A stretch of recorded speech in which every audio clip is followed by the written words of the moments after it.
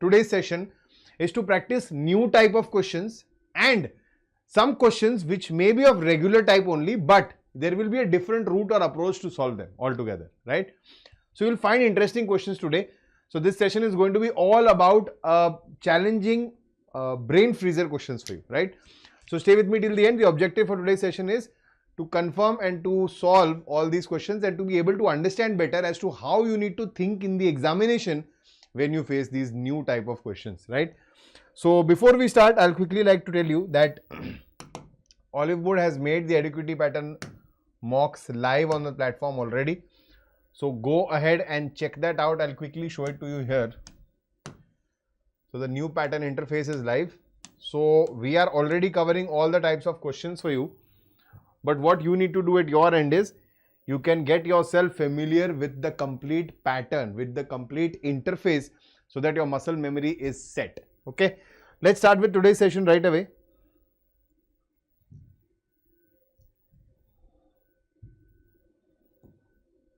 So we'll keep it a timer based question, but for the very first question, I'm not putting a timer.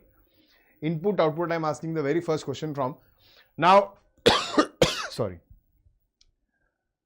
So for input, output, just a general information for all of you. Whenever you're tackling an input, output question, understand two things very carefully, okay? Point number one is, this one here is a banking question. And majorly questions which you will find from the sources are majorly banking examinations, okay? But SSC is not going to give you a complete banking level input output question. This is an easy one from the banking exams also. But SSC is not going to do that with you. What SSC is going to do is, you have to understand that you have to attempt 100 questions in 60 minutes. So SSC is going to respect that time limit in the sense that it is going to give you questions which you will be actually able to do in that timeline. The only challenge is you don't know how to approach it that way, okay? So in your case, what will happen is they will give you a complete setup, then they'll give you a new input and probably they'll ask you something from the first or the second step only. So that will become pretty easy for you and shorter for you. Understand that, okay? Now, how to approach these questions? First and foremost, always remember you will read the input line,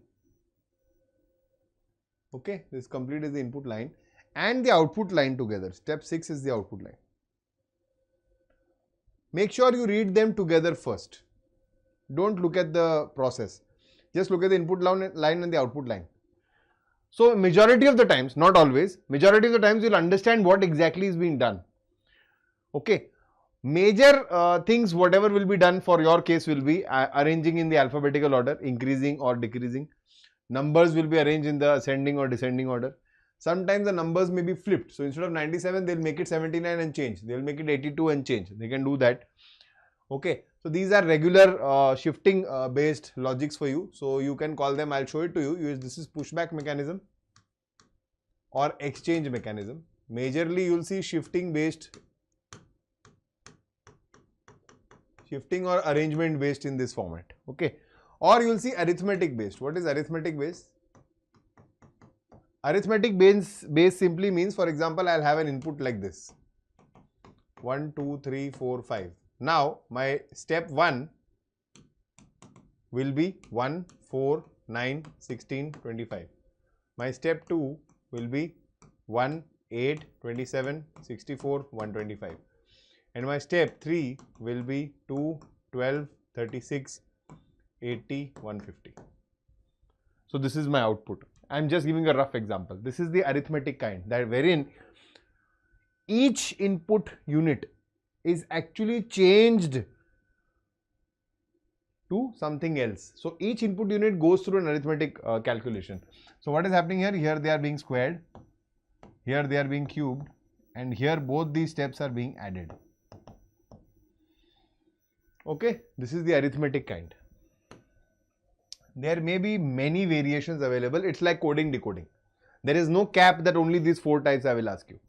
But since it is an inception for SSC, they will ask you gradually, they'll pick up. So they'll be very easy only initially. Now observe, this is the input line and the output line. What exactly is happening? If you see from this, they have arranged everything in the alphabetical order. B, C, F, M, P, U, W, and then the numbers are arranged in descending order 97, 70, 49, 38, 28, 16. Okay. Now observe what is happening stepwise. So step 1. So what happened is the smallest letter word came in front, rest of them were pushed, and the smallest number, which is 16, went at the back. Rest everything is squeezed together. This is known as pushback. Pushback means two elements have changed their position. One is in the front, one is in the back. There may be two elements, there may be one element. Okay. And the rest of them will be squeezed together, will be pushed together. Okay. I'll show you how to approach this question. Right. So one by one, step by step, this is happening. Now next is C. So this craft will go here after brother because increasing order. And then 28 will come before 16 because it has to be arranged in decreasing order. Okay. Now come to your input. This is your input. This is what they're expecting from you. Okay, the first question I'm going to take some time, so don't worry. So if this is the input, what is the input line? Input line always, if all the words are different and you have understood that you have to arrange only as per the alphabetical order, don't bother writing the whole words. Okay. So it is T1535S. T1535S. 3926I. 3926I. BAK. BAK. B doesn't seem to be like one.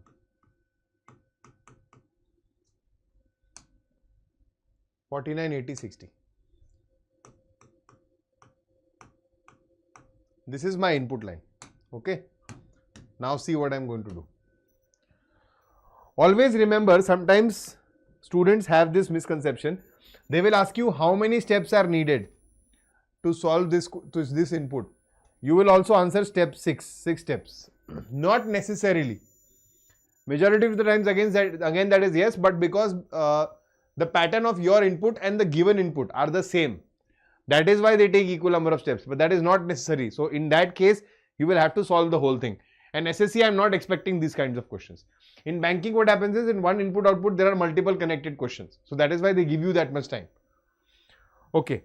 For practice sake, I am solving this for you. So step 1, the smallest letter is what? A. So A is going to come first. And the smallest number is what? It is 15. So 15 is going to go at the back. This is the movement. Okay. So when A will come at the front, it will push the rest of them behind. So this will be T, 15 is gone. T, 35, S, 39, 26, I, B, K, 49, 80, 60 and 15 has come here. Now I have drawn these two vertical lines for you to understand this is what pushback means. They have changed and they pushed the rest of them together. Okay. Now there will be another change from step 1 to step 2. So what will that be? The next letter, the next smallest letter is B. B is going to be coming at this line. So this is where you need to understand the pushback is easier for you to understand. Next number is 26. 26 will go here. So step 2 will become A, B. Pushback T, 35, S, 39, I, K, 49, 80, 60, 26, 50. Next letter is what? Next is I think I. So I will come here. Next number is 35. 35 will go here. So step 3.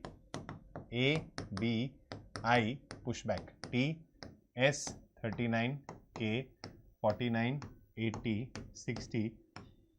This is 35, 26, 15. Next letter is K. K will come here, 39 will go here. So step 4. Now look at the magic. A, B, I, K, T, S, 49, 80, 60, 39, 35, 26, 15. Till here, everybody will come. Now the next line. What will happen? So S will come here, 49 will go here. Okay. So step 5 will look like A, B, I, K, S, T, 49, T 80, 60, 49, 39, 35, 26, 15. Technically, if you observe, you have reached your output. But some students fail to understand that and they'll keep on solving this further. You don't have to do that. You have to understand where is my output. This is my output. All the letters have been arranged in the ascending order and all the numbers have been arranged in the descending order. This is my output. I've already reached my output. Why? Why did this happen? Because this arrangement was already there. Okay. This T and 80, 60 were already arranged for me. So I didn't have to take another step. So technically in my question only I took 6 steps to solve it, but here I have done it in 5. Okay. Why did I do this completely? Because this is the question. So what is the position of 49 in step 3? Okay. Sorry. I showed it to you completely, solved it completely, but in SSC, if at all you reach this question, you will read this first. You just need till step 3. So you will proceed only till step 3. That's it. This will become easier for you. Okay. The question is asking me what is the position of 49 in step 3. So in step 3, what is the position of 49? From left it is 3, 3, 6, 7, 8 from the left and 3, 3, 6 from the right. 8 from the left, 6 from the right. 8 is not there, 6 from the right is there. So option D is the correct answer. This is what was expected of you in the question. This just needs sufficient practice. If you have good practice of input output, you will be good at it. You will not feel that difficulty. Okay. So what I'll do is, I'm planning a session, probably somewhere in the next week I'll plan a session on input output with you. I'll discuss very good questions with you so that you are clear about how to approach this topic. Now, next one. So this one, social and emotional intelligence. You are running a medical store, someone comes and asks for a medicine without prescription and says that it is urgent. How do you handle this situation? So what do? You give the medicine to the customer, you refuse to give the medicine without a prescription, you sell the medicine at a higher cost and you ask to speak to the doctor on the phone. A lot of people end up selecting, so a lot of people do this in real life, but that is not what is ideally expected. A lot of people get confused and select this in the end because they want to help out. So they are extra ethical actually, not ethical, sorry, extra empathetic. So what they'll do is, they'll feel that, okay, I'll talk to the doctor and then give the medication, I don't have a problem. How do you know that the person you're talking to is actually the doctor? There is no prescription, there is no written proof. So you will deny that in every case. You will just refuse to give the medicine without a prescription. That is what is ideally expected of you. That is what you will ideally do. Okay. Next. This is decision making. Questions from this topic are very common these days, specifically in the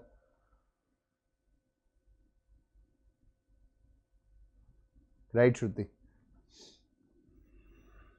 Okay. Now from decision making, a lot of questions have been asked. A lot of people are actually misunderstanding this question as decision making. This is not decision making. This is not a direct part of critical reasoning. This comes as a separate topic known as social emotional intelligence and ethical dilemma. I have already covered that in one of my sessions last week. Okay.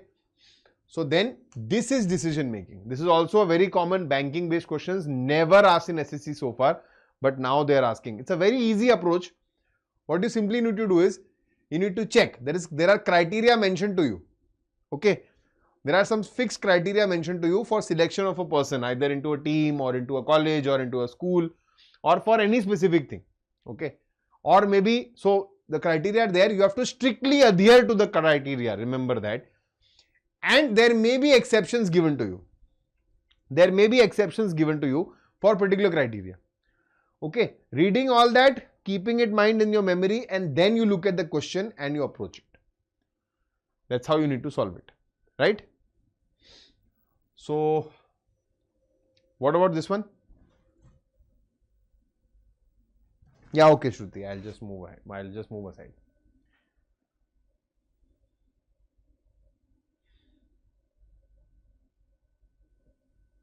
Okay, what you can do is at this point, just give it a pause and then solve it, because we will not wait for very long. So, you can pause here, solve and come back. Okay. So a company wants to select a team leader. The following criteria must be met. The candidate must have at least 5 years of experience in a managerial role. So the experience should be greater than or equal to 5. Minimum 5 years is required. The candidate must have a master's degree in business administration. That means MBA is a must, compulsory. The candidate must have a performance rating of excellent in last 2 consecutive years. So he should have an excellent rating in the last 2 years, 2+ years. Okay.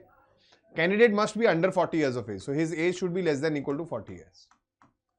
These are the 4 criteria which are compulsory to be met. But there is an exception. What is the exception? If a candidate has 8 or more years of managerial experience, so instead of greater than or equal to 5, it has greater than or equal to 8 years now of experience, the age criteria can be relaxed. In that case, the age can be greater than or equal to 40 years also. Okay. Age criteria can be relaxed means if the person is more than 8 years experienced, then that criteria can be brought down. So he can be elder, more than 40 years also. Okay. Okay. Now, read candidate P. You have to select out of these 3 who will be the person who will select. 6 years of managerial experience, pass. MBA, pass. Excellent for last 3 years, pass. But he is 42 years of age, not pass. He had to be below 40. Okay. You can exempt the age only if he has 8 years or more experience. He only has 6. So you will reject P. P will not be selected. Candidate Q has 9 years of managerial experience. Okay. But a BTech degree, excellent rating, and he is 45. He does not have MBA. Straight away reject him. Okay. Now you will ask why? Why do we do that? See. The exception here is only between 1 and 4, not between 2 and 3. So 2 and 3 are a must have. Even if one of them is not satisfied, you will reject the candidate right away. No exception whatsoever. Exception is only there between 1 and 4. So 2 and 3 have to be strictly watched out for. If a person does not have an MBA degree or does not have excellent rating for the last 2 years, he will be rejected. And that is what we are doing here. He has a BTech degree. Everything else is perfect. You will reject him. No hard feelings, no humanness here. You have to be very brutal. Strictly adhere to the policy. So R has 5 years of managerial experience, fits the bill. He is an MBA, fits the bill. Excellent rating for the last 2 years, fits the bill. And he's 38 years old, less than or equal to 40, fits the bill. So candidate R is the one who will be selected. These questions are never difficult. Mostly they are not difficult. The only problem is, the only challenge is they are time consuming. And a lot of points have to be remembered for you to actually select the correct person. That's it. Rest, everything is given here only. Nothing else you have to do. Got it? Good evening, Avijit. Exactly, Shruti. That is where everything goes wrong. We fail to pay heed to it. Excellent question from quantitative aptitude. I am not going to teach you quant. But these days, these types of questions are visible. Even in the steno exam, they asked a few quant questions in the reasoning section. That is not justified though. But CGL, they can definitely do. So just solve this question. Just observe it carefully. It's very easy, but it's interesting. So I'll just move out of the frame for a second. You can pause it here and then probably approach it. Okay.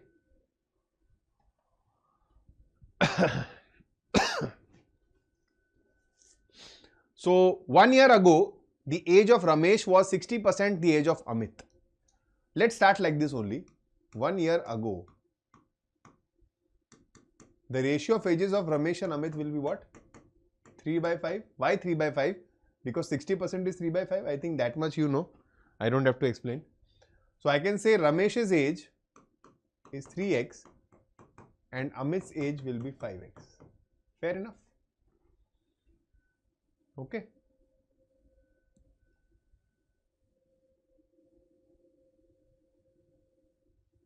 Now, after 1 year,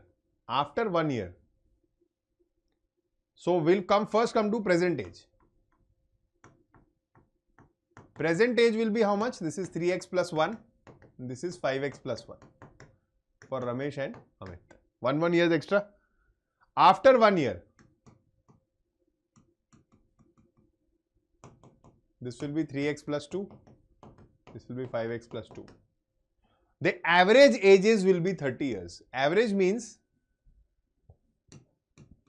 3x plus 2 plus 5x plus 2, their sum is going to be 60. Why? Because average is 30 means their sum divided by 2 is 30. So I'll just multiply the 2 there to get the sum. So this is 60. I can find the value of x here. X is simply 7. 8x equal to 56. So x is 7.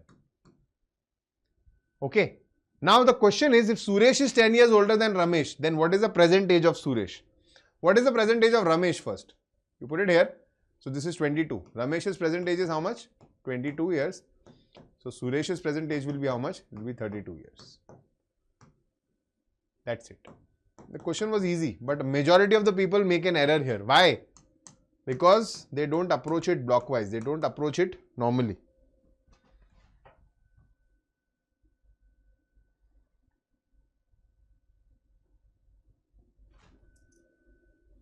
Of course. It's going to be time consuming. But it's easy. It's not difficult. Right? And these are questions where no tricks are going to help you whatsoever. The only trick which you could apply, what? The percentage ratio. Why did you skip this? Any specific reason? Okay, try this one now.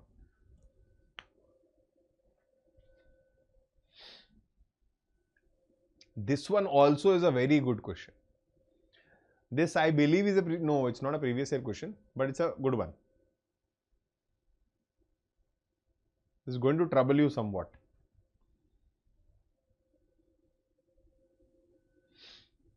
Okay. Now, if you observe in these questions, always take help from the vertical options. Okay. Because no matter how hard you're going to try, you will still not get a repeat pattern. See, NL, NK, NK. We are not sure what is happening. Okay.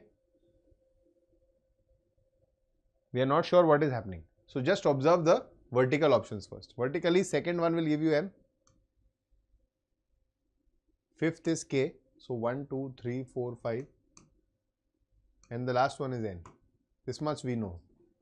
So K dash M, NL dash, NK dash, NKL, NK. It's not making sense, is it? Okay, now you will take some more risk. What risk? How will you take that risk? You will see there are 3 L's here. So probably this is an L. 3 M's here. So probably this is an M. Now observe. KLMN, LMNK. Now this will make sense. What is it? What is happening here is, so this K is going at the back. Now this L will go at the back. So we will have MNKL. Now this M will go at the back, NKLM. And now L will go at the back. So we have KLMN. This is what is happening. Now catching hold of this normally was not possible. So what is the logic? What is the answer? L triple M KL KN. L triple M KL KN. Option A is the right answer.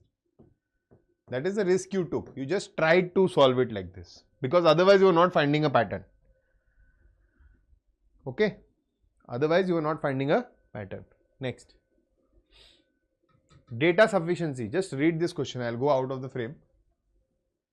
So take a screenshot here and just probably or hit the pause button and read this question. So there are 6 people who are of different ages. Okay. Who among the following is third oldest? So if I have 6 people who are of different ages, 1, 2, 3, 4, 5, 6. That's how they will be arranged as per their ages. I need to know who is the third oldest here. Now, before you start solving, this is a 3 statement based data sufficiency.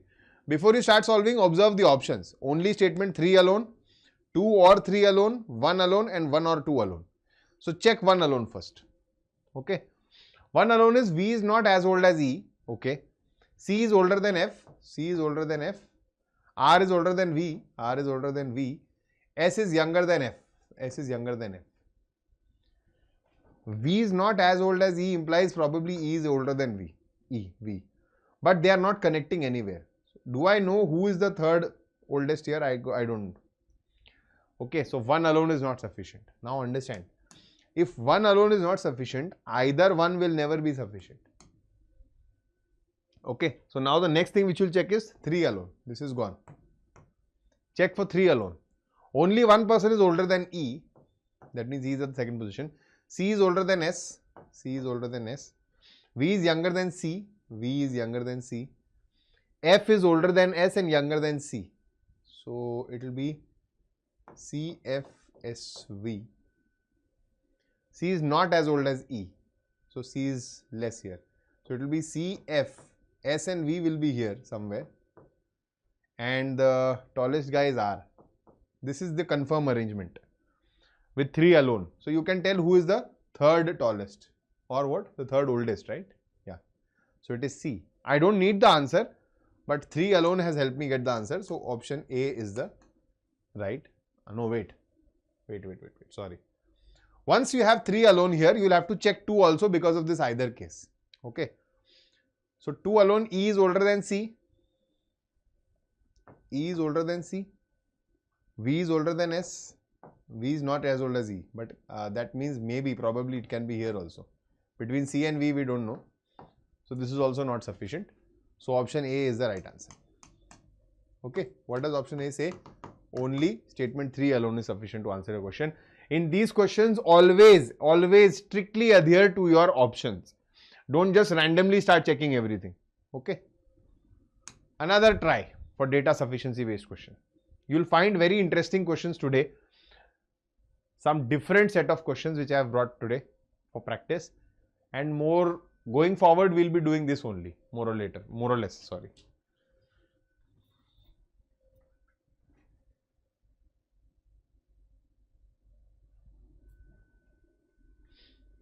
Now 6 people, so hit the pause button if you haven't solved it yet.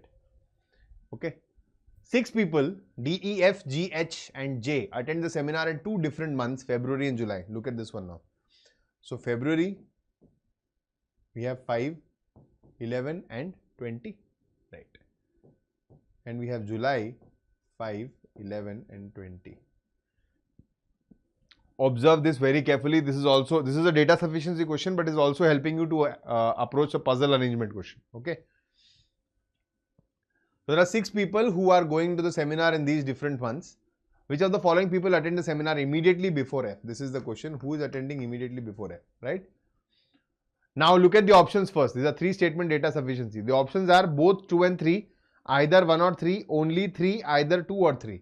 So let's check only 3 first. Only 3 says J attends on the 5th date of the month. So J can be either here or here. We can't have 2 J's obviously. So J1 and J2 will make 2 cases. Okay, we'll make 2 cases. Right? 2 people have attended the meeting between J and H. Now if J1 is here, if 2 people have attended between J, so H1 has to be here. And if J2 is here, then H2 will be here. There is no other option. These are the only possibilities for J and H. 1 person attended between the meeting between H and D. So if H1 is here, D1 can be here or D1 can be here and D2 will be here. These are the positions. But despite that, you will not understand that who is sitting above F, because we are still not sure about E, G, etc. Okay. So 3 alone is not sufficient to answer the question. The moment you eradicate 3 alone, that means either 1 or 3 cannot be the answer. Why? Because 3 alone has to be sufficient in that case. Either 2 or 3 is also not the answer, because 3 alone has to be sufficient in that case. So I have got my answer. My answer is both 2 and 3. Okay, so in the examination, if you come into this situation, just mark the answer and move ahead. You don't have to actually solve the question to get your answer. But just for the sake of practice, I am doing it with you right now. So let's try 2 and 3 alone together. So F attends on 11th February. We know that F attends here. 2 people attend between E and F. So F has to be here. E has to be here. There is no other option. 1 person attends a meeting between D and E. Now, if this was E, only this can be D. And D and H had 1 person in between. So J1 will get cancelled. H1 will get cancelled. This is the arrangement. H, F, D, J, E. And this is G. Now we clearly know who is above F. So my answer would have been correct. So option A is the right answer. But in the examination, please resist this urge to solve the complete question in terms of data sufficiency. Just look at the options, get close to the answer, and you'll understand whether I'll be able to find it further or not. Just tick mark and move ahead. Okay, next. Good, very good. Okay, embedded figures. So a lot of people are very angry about non-verbal reasoning. They are still not sure whether it will be asked or not. They have almost stopped preparing. Don't do that. Keep practicing. Keep the touch base should be there. That means you may delve deeper into the newer topics, solve them more. Okay, make them quicker, but don't just leave these topics altogether, because you never know, they might come in for a surprise in the CGL exam, right? So this one is not very tricky, just that it might be time consuming for you to locate the correct figure. Okay, in that case, pick out the option where this is not present for sure. So what is the unique factor here? It is this Z and 7 attached to each other. You can find this Z here, but there is no 7 which is being attached further. This is an elongated one. So this is not going to suffice. So this is gone. Z is here again, but there is no 7 which is continuing, gone. Z is here again, but no 7. There is a 7 again here which is elongated. But you can see this here clearly. It's here. Right here, you just confirm it and you will get everything which you require. So option A is my correct answer. Okay. Even the plus sign, you can take the hint from the plus sign as well. So sometimes if locating where it is embedded is difficult, you can quickly locate where it is not embedded. That will also give you a correct answer. Have a clear approach. This is actually an SSC CGL previous year question only. I think CGL or probably CPO, one of them. This is actually an excellent question. In the examination, majority of the students got confused and a lot of people had contacted me back then asking that should we raise a problem here. You will have to identify what is the issue. For some of them, it's very quick, very immediate. They'll get the answers right away. For some of you, this is very challenging. You keep on struggling. I'll tell you what is the correct answer. We'll approach it.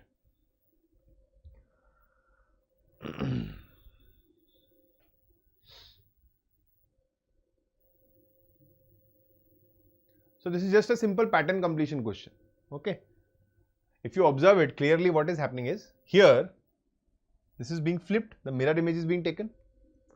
So here also we'll have the mirror image. Agreed? If here you'll have the mirror image, this will look something like this. Okay, this will be like this. Like this. Okay. Something of this sort. This will be here, this will be here. If you observe, this is not the case. Option B is definitely not possible. Now A, C and D, all three of them are possible. How do you isolate the correct one? If you observe very closely, you will see an extra curve here. This U curve which is not there anywhere. It's just clear cross, cross, cross and these single curves are there. This is an extra curve. So A is also rejected. The main problem is between C and D. No matter how hard you try, you will not be able to get the difference between C and D. For a lot of students, it is difficult. For some of them, it's directly visible. But a lot of students struggle here between C and D. That how is it going to complete the pattern? Because exactly if you observe, same pattern, same crosses, same pattern, same crosses. What is the difference? It's a very minute and a simple difference, but just invisible to the naked eye. The difference is that it is framed inside another box. Hence, this will be incorrect and this is correct. Exactly same figures, just that it is framed inside a box and your brain is not going to read through that because it is going to think this is trivial, this is unimportant. I don't need to focus on this and you will just leave it. So option C becomes my correct answer. This was the official answer. There was nothing incorrect in this question. There was a time when SSC used to ask these questions. Good questions, good quality questions. But anyways. Now these questions are also expected. What is different here?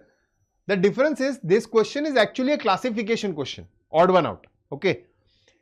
But usually if you come across a classification based question, what is expected? Supposedly I give you a letter classification question. I give you 4 clusters and I just give it to you that find the odd cluster out. The approach is you have a reference in your mind which is the English alphabet. Based on that only you will calculate everything. Okay, this is this many letters short, this is this many letters after or before, difference, etc., etc., and you will get your answer. Here they are telling you that forget the English alphabet. This alphanumeric series here with symbols is your reference series. Keeping this as a reference, solve this question as the odd one out. This is a very common approach these days. It's very commonly asked. Okay, so that is a different case where they'll pick this up as a sequence. They'll ask you how many symbols are there which have letters before them and numbers after them. That is a different question altogether. But here what they'll do is they'll give you a series. They'll make an analogy question out of it. They'll make a classification question out of it. They'll make a series question out of it. Okay, so then you have to understand from this. It's very easy. It's not difficult. But your reference point has to be this. Okay. Good, very good, very good. Let's see. You're right, you're absolutely right. So B7 hash, I'll see B, then I'll see 7, then I'll see hash. So what is happening? B plus 3 minus 1, correct? So I added plus 3, I got 7, 1, 2, 3, and I added minus 1. I shifted one place back, so I got hash. I4 arrow. So I plus 3, 4 minus 1 arrow. Okay, again plus 3 minus 1. F2 R. F plus 3, 2 minus 1 R. W copyright E. So W copyright is plus 3, but E is minus 2 this time. So this is plus 3 minus 2. So this is the odd one out.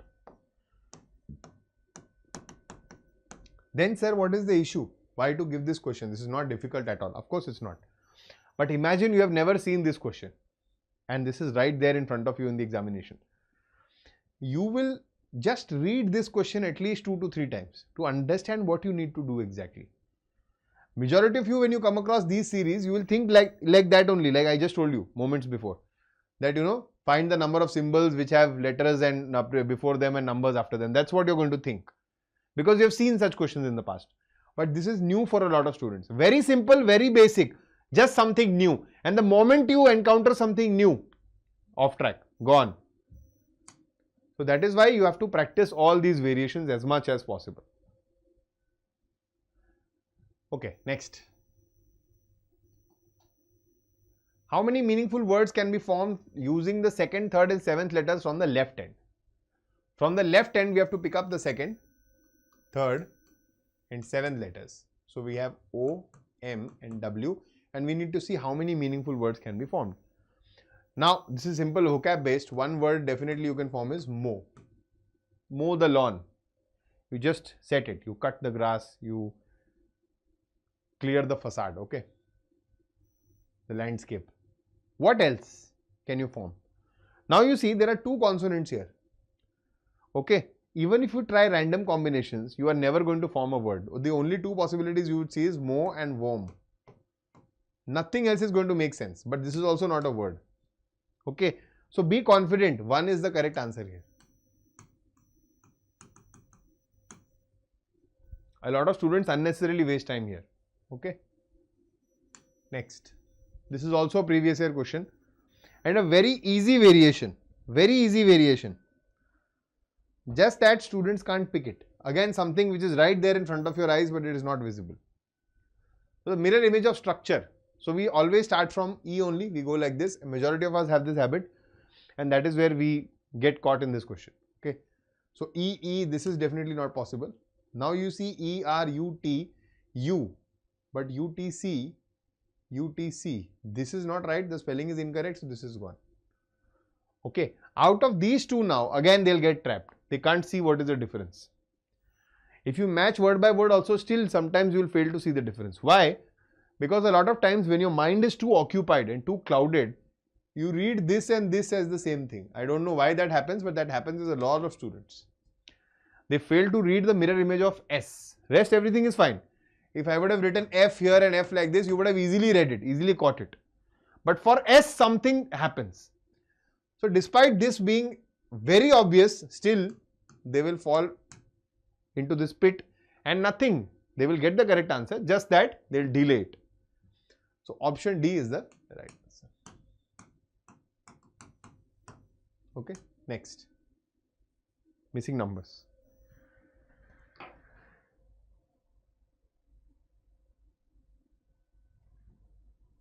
Thank you, the Dark Knight. So sweet. Good evening.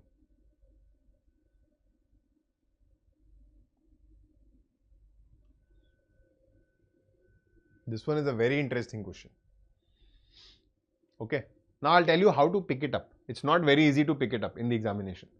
You'll have to learn to think that what hints do I take. You will always have hints with you.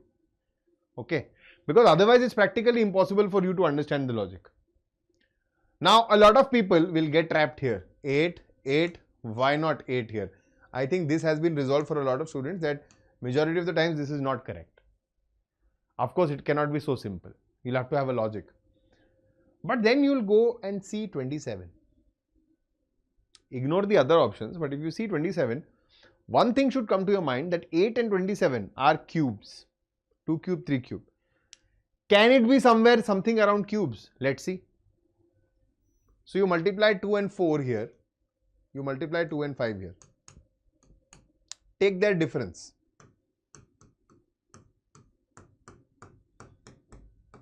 And cube this difference. You will get 8. Let's confirm it. So 2 into 4 is 8. Minus 3 into 2 is 6. Again you cube this difference. You will get 8. Let's confirm it here. So 3 into 2 is 6. Minus 1 into 3 is 3. Cube this difference. So 3 cube is 27. This is it. Okay. A lot of people think that smaller the number, easier it is. No, smaller the number, the more difficult it is. It gets easier when there are very large numbers here, because then you can understand much better that what exactly might be happening. With smaller numbers is where the challenge arises. 2 square is also 4. Okay. Double of 2 is also 4. Okay. Half of 2 cube is also 4. So that creates a problem. Next. Excellent question. This was supposed to be left in the examination. You can't do this. Okay.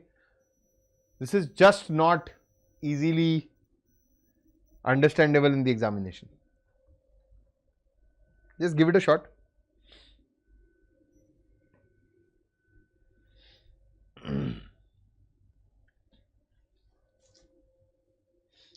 So sometimes you have to understand where to, where to give the restraint, where to pull back, where to hold.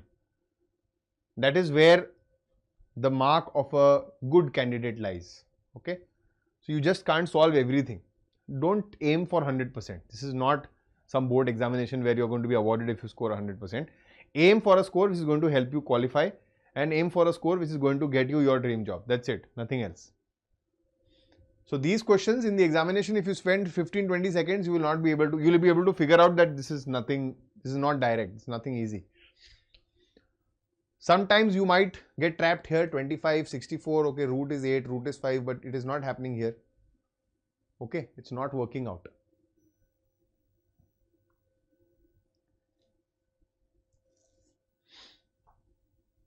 Now, some people will also think that, okay, 12 plus 13, 25, 8, is it related like this? No, because there is no sense in the column option, in the row option. So, more the numbers, usually that is where the answer lies. So, that means it is mostly column wise something is happening. Now, what is that? If you add 25 and 12, you will get 37, plus 3 is 40, but that is not making sense, because you have to reciprocate here. Okay. What is the logic here? The logic is, you will square 12, you will square 3, you will add these two, you will get 144, you will subtract 25 from it. Okay, 144 and 9, that's 153, and you will subtract 25, you will get 128, you will divide that by 2, you will get 64. Of course, this was not easy to capture, right? So then in the same way, if you see, you will do 8 square plus 5 square minus 3 divided by 2 will give you your answer, this one. And what is that going to be? So it is 64 and 25. 64 and 25 is 89 minus 3, 86 by 2 is 43. Option A. Cool. Next. A very good question. Another previous year question, but a majority of you are going to make an error here. Just observe. Give me the answer.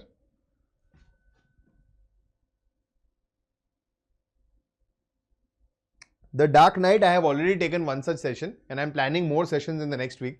If you observe, you can find it in the live section of our channel also. You will find a session of social intelligence, emotional intelligence and ethical dilemma. I have already done that. Not ethical dilemma, social and emotional intelligence. Okay. For critical and ethical dilemma also I'll bring some sessions, don't worry. Already there in the plan. Okay. Input output also I have planned one session. So it will be taken care of. Yes, in this question what exactly comes to your mind? I'll tell you, majority of you in hurry, they will mark this answer. And they have done that in the examination. Why? Because you'll read, you'll see this is the figure and you'll see then rotated 180 clockwise. So this will go like this and 45 anti-clockwise. So it will be a vertical figure. This is the only answer. Option C is the correct answer. I told you, no, you failed to read it thoroughly. Read it. Which of the option figures when rotated by this will give you this as the answer? They have exchanged, they have flipped the question altogether. This time they are telling you, this is my answer. Tell me what was the question. But because it is given in that order, you will observe that this is the question, apply this and get the answer. It's not simple application, it's reverse application. They are telling you, this is my answer, final answer, which has been obtained from doing these rotations in one of these figures. Which is that figure? So then you will see option A will be that figure, because after going 180 clockwise and then 45 anti-clockwise, this is what I am getting here. Okay. Previous year SSC question. Nothing new, nothing extra, nothing out of the box. Right? So even if you practice PYQs with a relevant option, relevant logic, where it might be challenging and it might actually pose some thought process, then that is what is important. See, Avijit, I told you, no, you will get trapped. But anyways, good that you are trying. Excellent figure series based question.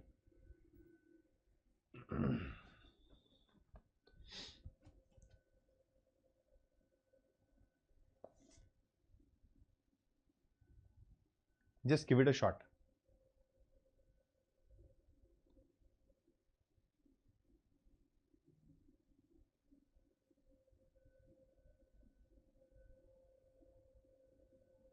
We'll probably keep this as the last question today.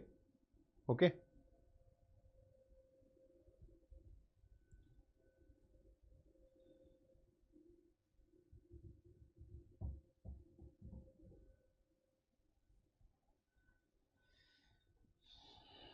So this is the series actually.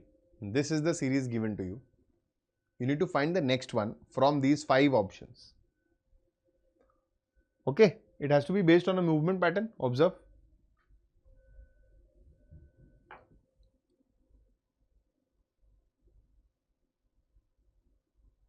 The Dark Knight, you just leave a comment after this video in the comment section. I will share the link with you there. Okay. Don't worry. It should be a part of a playlist, I believe, but I still shared it with you. Just leave a comment after this session gets over in the comment box. In the reply of that comment, I'll share the link with you. Okay. Yes. Problem figures, answer figures. What is happening? Just observe the movement pattern. From 1 to 2, what is exactly happening is this Z is exchanging with 0 or O circle, whatever. This square is exchanging with an equal to sign. And this star is exchanging with a triangle. So this U is not changed. It's at the same position. From 1 to 2, this is the movement which is happening. Okay. From 2 to 3, check. Again, Z and 0 equal to and this, but this time U and star are changing and this is not changing. Now, most of you will think, I have only taught this in my classes and this is what regular question looks like, that they'll go alternate. They'll repeat this pattern here, they'll repeat this pattern here. But that is applicable mostly when you have an even number of figures with you. You have 4 figures and you're about to find the 5th one. But here they have already given you 5 figures. So that is mostly not the case. Let's still observe. So this time, if you see, the Z and O are changing again. No, sorry. From here to here you need to see. So this time the Z and triangle are changing. The square and this thing, star are changing. And this U and hash equal to are changing, but the circle is not changing. The pattern is flipped this time. Okay. And from here to here, how do you observe? You will see again that equal to and circle. So again, let's check here only. Z and triangle, star and square, and equal to and circle are changing. This is not changing. So what is the pattern? What pattern is being followed here? The pattern is that, observe it in two ways. In this cross change, there is one extra change here in the bottom. This change is following an anti-clockwise pattern. Here, then on the top, then on the left. So again now this time it's going to change here. Okay, it's going to change with this. This is how it's going to repeat. Or if you see this repeat one, whatever is repeated in the next figure, here, then here, okay, this is following a clockwise pattern, then here, then here. So this time this is going to repeat itself. Okay, this is for sure, right? So the circle is going to come at the bottom, triangle is going to come here, star is going to stay here. So triangle, circle, so we have only two options which are following this criteria, these. Now the upper ones are obviously going to exchange. So basically this pattern is going to repeat itself. What is the pattern? This is the pattern. So Z is going to come on the top left corner, which is here. So option 1 is the correct answer. 5 is not correct. A is the right answer. Okay. Observing the movement is where everybody goes wrong. Whatever arrows I am drawing here, what am I actually doing is I am looking at two figures simultaneously. The given figure and the next figure. So here if Z is coming here and circle is going here. So I have written that they are being exchanged. That is why this is the answer. Okay. So this movement, after this movement, you're getting this answer. After this movement, you're getting this answer. That's how you need to read a figure series question. Okay. For now, we'll stop here today. I had more questions, but anyways, I'll provide you this question as a homework. So as a bonus question, what you need to do is, I'm just moving out of the screen. Take a screenshot here and give me the correct answer in the chat box. This question is also a previous year question. Try to be reasonable. It's a very easy question. It's not very difficult, but it's going to take some time. Initially, it might not just hit directly, right? We can add a timer here today, probably. Why not? To see if you can figure it out in time or not. Okay. Everybody participate and keep answering in the chat box. Quant based questions, some basic arithmetic questions are also being rather asked in the logical reasoning section. In fact, there were some students who told me that in the steno examination also they had added quant based questions, but obviously very basic ones in the reasoning section. So now okay, there is sound from the timer which is coming. Wait, I need to stop this sound. Okay, because we don't want that disturbance every time we are solving a question. Okay, right. Now 55%. 55% means 11 by 20. 11 by 20 of a number, let's say x, is 210 more than the 1/4 of that number. That is x by 4 plus 210. So this is what we can find the number here. But we don't want the number. They are now saying what will be the difference between the number itself and 65% of the number. If the number, that is 100% of it, minus 65% of it is being asked, you are basically being asked 35% of the number, right? So 35 will be how much? 7 by 20. So this is what needs to be found out. This is what you need to find out. Don't find the value of x. Just find what are the numbers which will be involved. So from here to here, if you see, this is 11x by 20 minus x by 4, which will be equal to 210.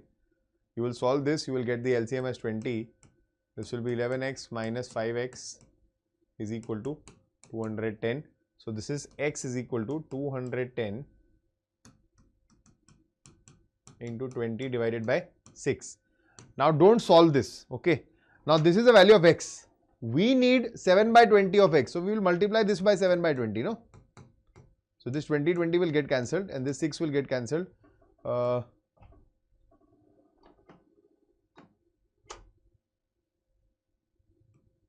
And 35 into 7 will be 245. So what is the value of x? What is the number? It is 245. Can be very quick about this. Very simple basic questions of quantitative aptitude. 1 or 2 you can expect in your examination from arithmetic section. Okay. Next. Just read this question once. I am giving you 40 seconds. Just go through this once.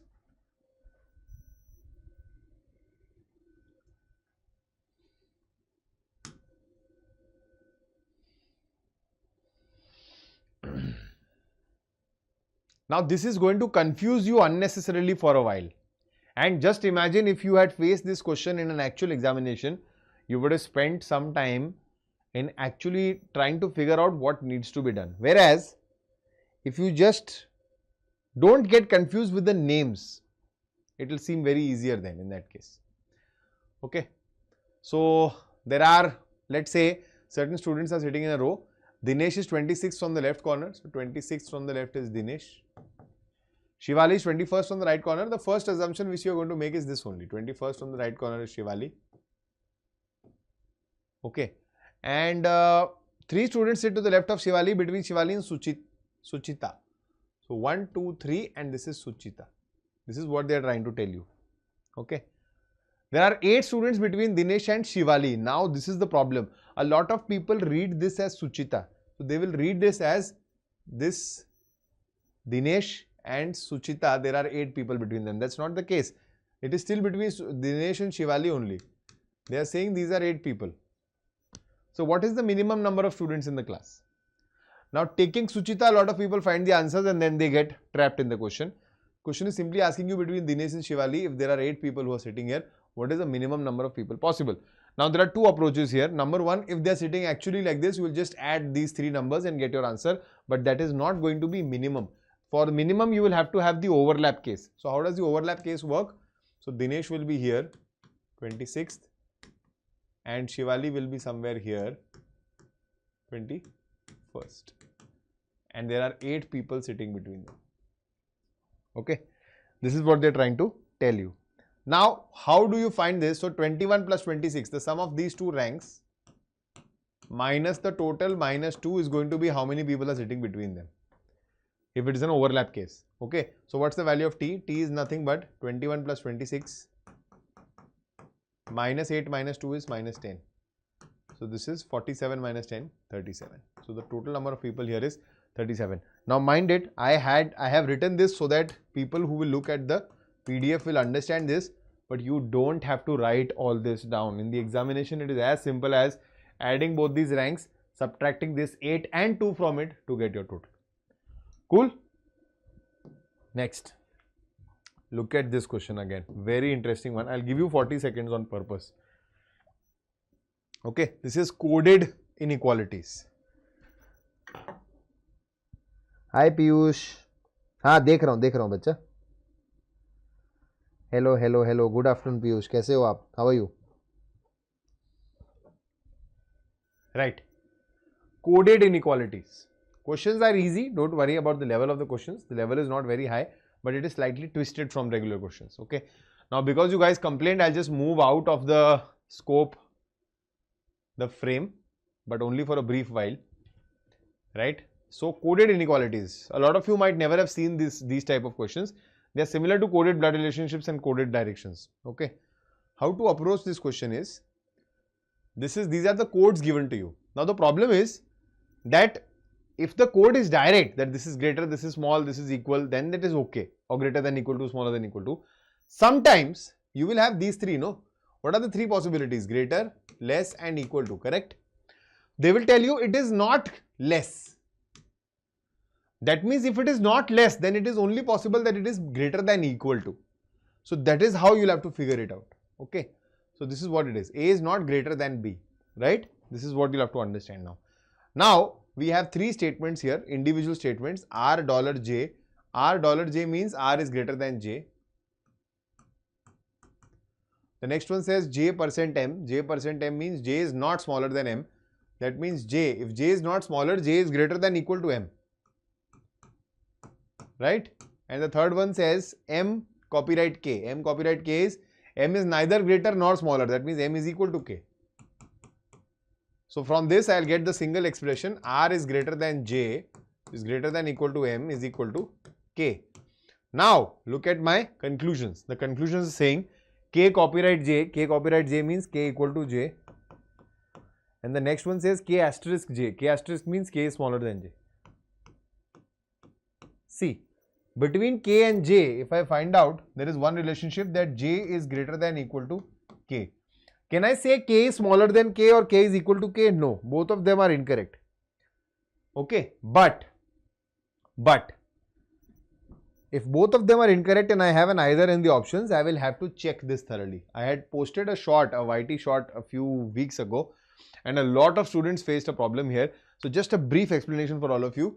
Whenever you check the either or case, okay, either or case, remember one thing.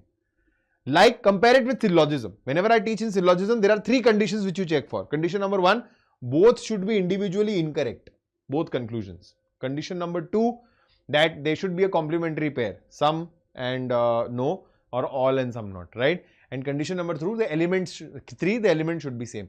Similarly, what are the three conditions here? For either or, condition number 1 is still the same, both should be individually incorrect. Are they incorrect? Yes, they are incorrect. Condition number 2, their signs in the middle should be a combination of these signs. That means, if this is greater than and equal to, I can have one greater than here and one equal to here. Do I have that? Yes.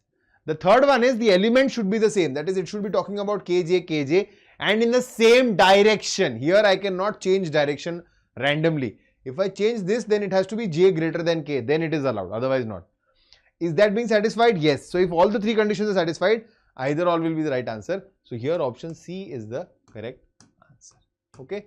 Question is very easy. It's like a cakewalk, but the problem is only the presentation is changed. So unnecessarily, a lot of students who come across these questions for the first time will end up taking approximately 100 seconds to solve it. More than a minute and a half. That's too costly. Okay, next.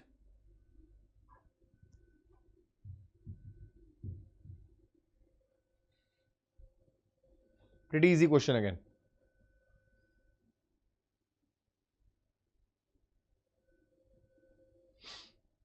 So here if you observe, one thing we are sure that something is constantly being reduced, and it is not simple difference. We are actually dividing with something. Okay. So try to figure out with smaller numbers where you can actually understand what is happening. Right. So out here if you check, this is 15 and this is 105. So this is being divided by 7. Okay. And if you check this is actually being divided by 11, because if you multiply this by 11, you will get this. 1050 plus 105. Now 7 and 11, you have skipped 9 in between. That means this is these are prime numbers. So this was definitely being divided by 13. So 13, 11, 7. So the next one has to be divided by 5. 150 divided by 5 is 30. Option D is the right answer. Okay. So they are being simply divided by decreasing consecutive prime numbers. Next. Oh, this is an interesting one. I'll give you 40 seconds for this, just because you'll have to think a bit. It's a very common logic though. Very common logic.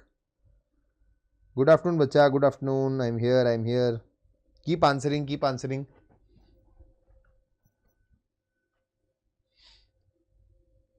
Okay. It's a very common logic, and I have taught this to you in one of my classes in coding decoding. Okay. But now if you don't remember, then it's gone. Not common nowadays, but once upon a time they used to ask questions from this logic. So if you have that algorithm system which I have told you for coding decoding, this is going to be easy. Algorithm system means always check. If you have a word and a number given, first check the place value sum, reverse place value sum. Okay. After that, check for alternate, that is vowels, alternates, sum and difference, vowel consonant sum each and difference. Okay. Even, odd, sum each, difference, double digit, single digit, sum each, difference, or ascending order, descending order, etc. All these things you have to list down in an algorithm, let's say 10, 12 logics or patterns, and then apply it in coding decoding questions. Majorly you will be able to solve your questions, majorly. Now for hinder, if you see, this is 8, 9, 14, 4, 5, 18. Nothing is working out here. 14, 4, 18, 18, 36, 36 plus 17, 53 plus 5, 58. 58 and 30 not making sense. And even if I go in the reverse direction, this is going to only increase. This is not going to decrease. All the numbers are going to become bigger. So 30, how can I come to 30? So again, as I told you, add the consonants separately. So we have H, N, D, R. What do I get? So I'll get 8. I'll write it here only. 8, 14, 4, 18. Right? So 14, 4, 18, 18, 36 plus 8, 44. And I'll add the vowel separately, I and E. This is 9 plus 5, this is 14. If I subtract both of them, I'll get 30. This is exactly the logic, right? Now, once you know the logic, this will seem like, oh, it's very easy. But since you didn't know the logic, this was taking time in the examination also. Now, how will you code for rampage? So, we'll have 18, 13, 16, 7, and then we'll have 1, 1, 5.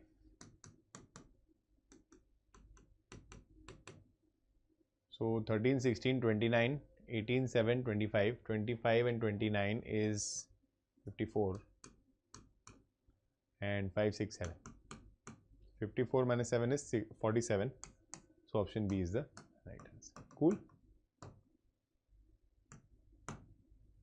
Next. Again, coding, decoding. This one is easy. 30 seconds is sufficient for this question. Quickly start answering in the chat box, guys. 30 seconds is more than sufficient for this question. You will be able to figure it out in no time. But this is also another common approach which a lot of people don't realize in time, that they are going in the reverse direction and then making some changes there. Either in letter to letter also they can do that. So they'll go reverse and then add, reverse and subtract. Or in letter to number also they can do that. They'll go reverse and add, reverse, subtract, reverse, multiply, anything. Okay, so I've already told you the code. So what exactly is happening is P in 22. We know that 11, P is reverse value of 11, P is 11, 11 into 2 is 22. Reverse value of R is 9. So a lot of people will face R, that R is the same, it's not the same. Reverse place value of R is 9, 9 into 2 is 18. So these are confusing ones. Okay, 15, 12, 12 into 2 is 24. This is 17 into 2 is 34. This is 22 into 2 is 44. This is 24 into 2 is 48 and this is 20. So 7 into 2 is 14. Cool.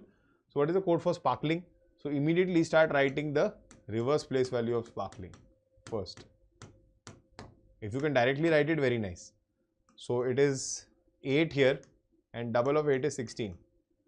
It is 11 here, double of 11 is 22. It is 26 here and double of 26 is 52. Check for the first three numbers, 16, 22, 52. 16, 22, 25 gone, 16, 22, 52, 16, 22. So option C is the right answer. Okay. Always check this completely. Even if you think that after the first 4 letters I've got my answer, still check this completely so that you can make this one very fast. Okay, next.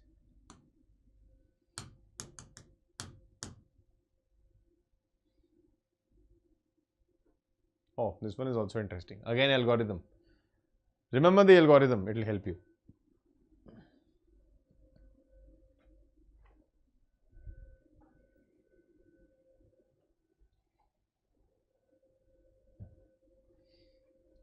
So region is coded as this. Now, if you approach this question,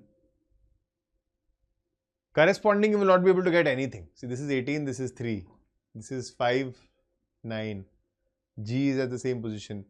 And this is going to trouble you if G is at the same position, but it's not happening here, no? The third letter is not O. Then a lot of people will feel probably something is happening with the vowels or consonants, nothing like that. So what else is happening? So you will check from the back. Okay, 18 and 20 plus 2, but E and M again not making sense. G and P, they're not making sense. What else can happen now? Okay. So other things are ascending, descending order. So arrange them in the ascending order first. Region, if I arrange in the ascending order, I'll get, we'll start with E, then we'll go to S, we'll go to G, we'll go to I, then N, then O, then R. And we have C, I, G, P, M, T. In this case now, just look at the numbers.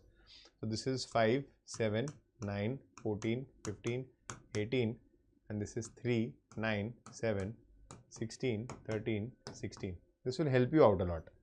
So this is 5, 3 minus 2, 7, 9 plus 2, 9, 7 minus 2, 14, 16 plus 2, 15, 13 minus 2, 18, 16 plus 2. Easy question, not a problem.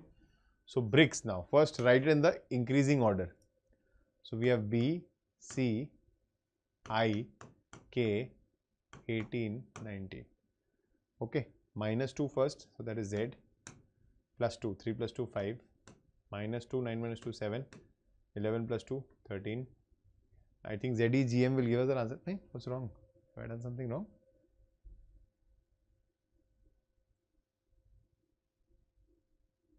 Oh wow, wonderful. This was not alternate. Vowels were being subtracted by 2 and consonants are being added by 2. Very good, yeah. So consonant will be added by plus 2, minus 2, plus 2, plus 2, plus 2. So we'll have D, 3 plus 2, 5, 9 minus 2, 7, 11 plus 2, 13, D, E, G, M, 18 plus 2, 20, 19 plus 2, 21. D, E, G, M, T, U. D, E, G, M, T, U. Option B is the right answer. Good job. Very nice. Another twist which you found out right at the options level. But you have to be quick about these things. Otherwise, this will go. Okay. This is a very interesting question. Just try it out. I'll give you 40 seconds for this. Though, every question should not be taking this much time, but it is actually an interesting variation. Just give it a shot. Let me see how many of you can do this.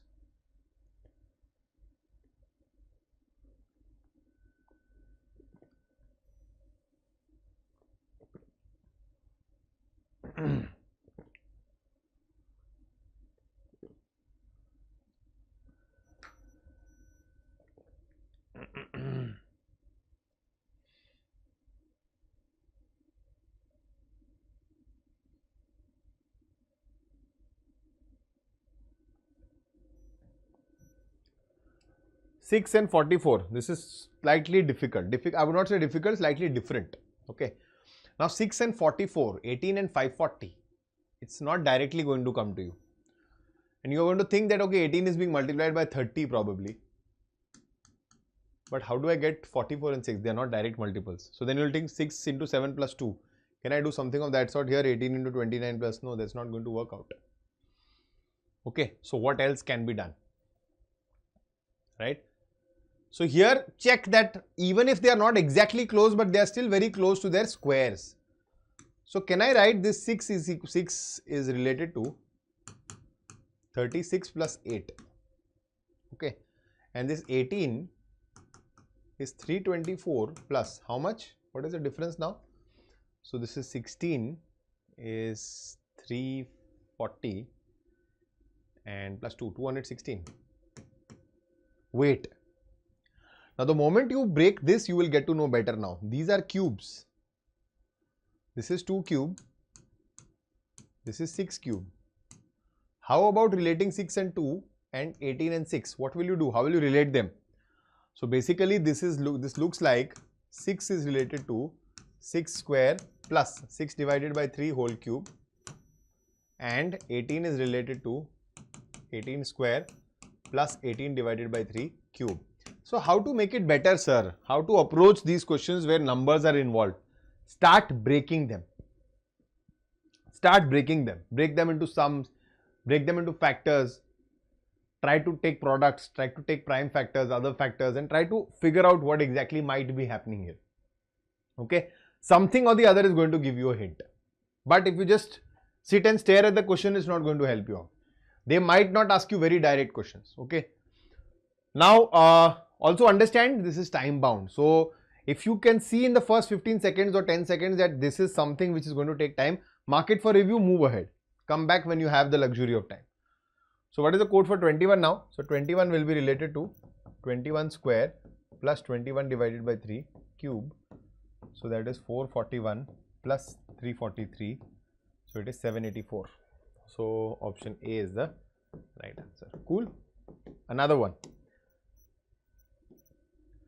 This one, if you have learnt, I will not give you a lot of time here. 30 seconds are more than sufficient. Let me know the answer. I have already taught you, I had taken a session of number series and I told you about special numbers. If my students are aware about special numbers, this is a cakewalk. If not, you will get trapped in this question. You will not be able to figure it out. Okay. So what did I do is today some new pattern questions also we are doing. We will be doing till the end of the session. You have to stay with me because there are some interesting questions towards the end of the session. Okay. Critical reasoning, dilemma, input output, all that is in the end. But in the middle also, coding, decoding, number series, missing numbers, all these questions I have taken with very challenging and different approaches, not very direct ones. Okay. Now what is happening here? If you see 14, 39 together, this has to come to your mind. Okay. What? That this is probably 1 square, 1 cube plus 1 square plus 1, 2 cube plus 2 square plus 2, and 3 cube plus 3 square plus 3. Just observe this. This is 1 plus 1 plus 1, 3. This is 8 plus 4 plus 2, 6. That is 14. And this is 27 plus 9 plus 3, 39. So, similarly, The next one is going to be 4 cube plus 4 square plus 4. So 64 plus 4, 70 plus 16, 86.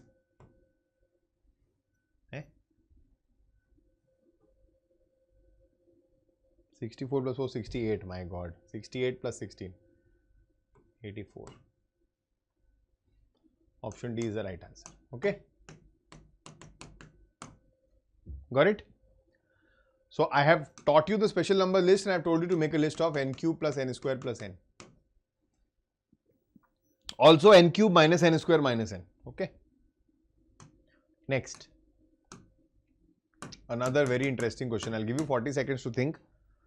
But let me know how many of you can figure this one out.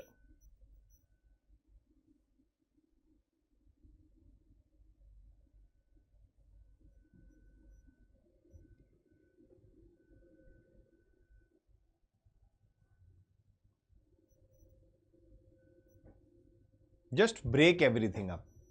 It always helps, you know, breaking things. So now if you see, figuring this question out is actually becoming difficult. So you'll think that 54 into 2, it's 108. 162 is not making sense. 54 into 3, it is 162. You'll think that, oh yeah, I found out, it's multiplied by 3. But 24 and 32, they're not exactly multiples. 32 is not the multiple of 24. So how do I get 32? So 54 into 2 plus 54. So 24 into 2, 48. No, that's not it. Something else. Okay. So if nothing is, you are not able to figure it out. Nothing, you're not adding and getting your answers. Nothing is happening here. So what exactly can you do is, you can simply take the factors. Just divide everything by 2. Divide everything by 2. Because I think 2 is the common factor, no?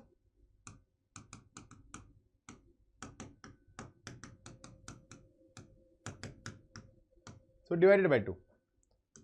This is 12, this is 16, this is 18, this is 27 and this is 81. Now tell me, can you figure something out? So now a lot of people will feel that, okay, 12 plus 4 and 27 plus, no, that's not it. It's 27 plus 54. Is that making sense? This is 12 plus 12 divided by 3 and that is 27 plus 27 multiplied by 2. So that's not it. It's still not the addition and subtraction part. Something else is happening. But if you observe this, you'll get to know that this is square. Okay, this is square. So that was, whatever it was here, was double of a square. Okay. Is it here, double of a square? Anywhere? So I can see it here in 72. Okay. So what exactly can be my reason? How am I getting this 9 square here from 54? So can I divide 54 by 6 and square it to get 162? No, I could have got 81 in that case, no? And then I multiply this by 2 to get 162. Try it here also. So 24 divided by 6 is 4, square is 16, multiplied by 2 is 32. Right? That's what is happening. So now I have 36 with me. I'll divide 36 by 6, I'll get 6. I'll square 6, I'll get 36. And I'll multiply by that by 2. What will I get? I'll get 72 only. No? So, but this will demand time. And the way when you will start thinking like this, when you actually spend some time with difficult questions. Analogy, a lot of people feel that, oh, it's very difficult, we can't do it because you're not approaching it in the right way. To practice analogy, you just don't have to sit and think about a pattern and apply. And if you can't apply a pattern in 10 minutes, you look at the solution and then you say, oh, okay, fine, new pattern. That alone is not going to help you out. Adding new patterns in a register always helps. But additionally, you need to develop a thought process. That how do I arrive there? What things do I do? Again, I ask you to make an algorithm. That first I'll try this, then I'll try this, then I'll try this. Common algorithms. I have 10 common logics. So based on that, 10 algorithms are there. 10-step algorithm is there. 1, 2, 3, 4, 5. So the moment I see a question, I'll apply that. You know, once upon a time, even now, a lot of hackers use a password combiner. So there are various permits. So it's like a tool, a machine which actually uses permutation and combination on a set of characters. So earlier what used to do is people used to have 4-digit passwords or 3-digit passwords. So it was very easy to, you know, make various combinations. So that machine used to get let's say there are only 3 digits. So all the possible combinations used to be made very quickly and the correct password used to be logged in and you could do that. So that is what? Basically it's an algorithm. Okay. I am asking you to do a shorter version of that. Just make an algorithm and approach it that way. Okay. Next. This is a very interesting question, though I'll give you 30 seconds. Very interesting one. Very easy. But it's just not visible. It's right in front of your eyes, but you will get stuck here. Majority of the people get stuck here.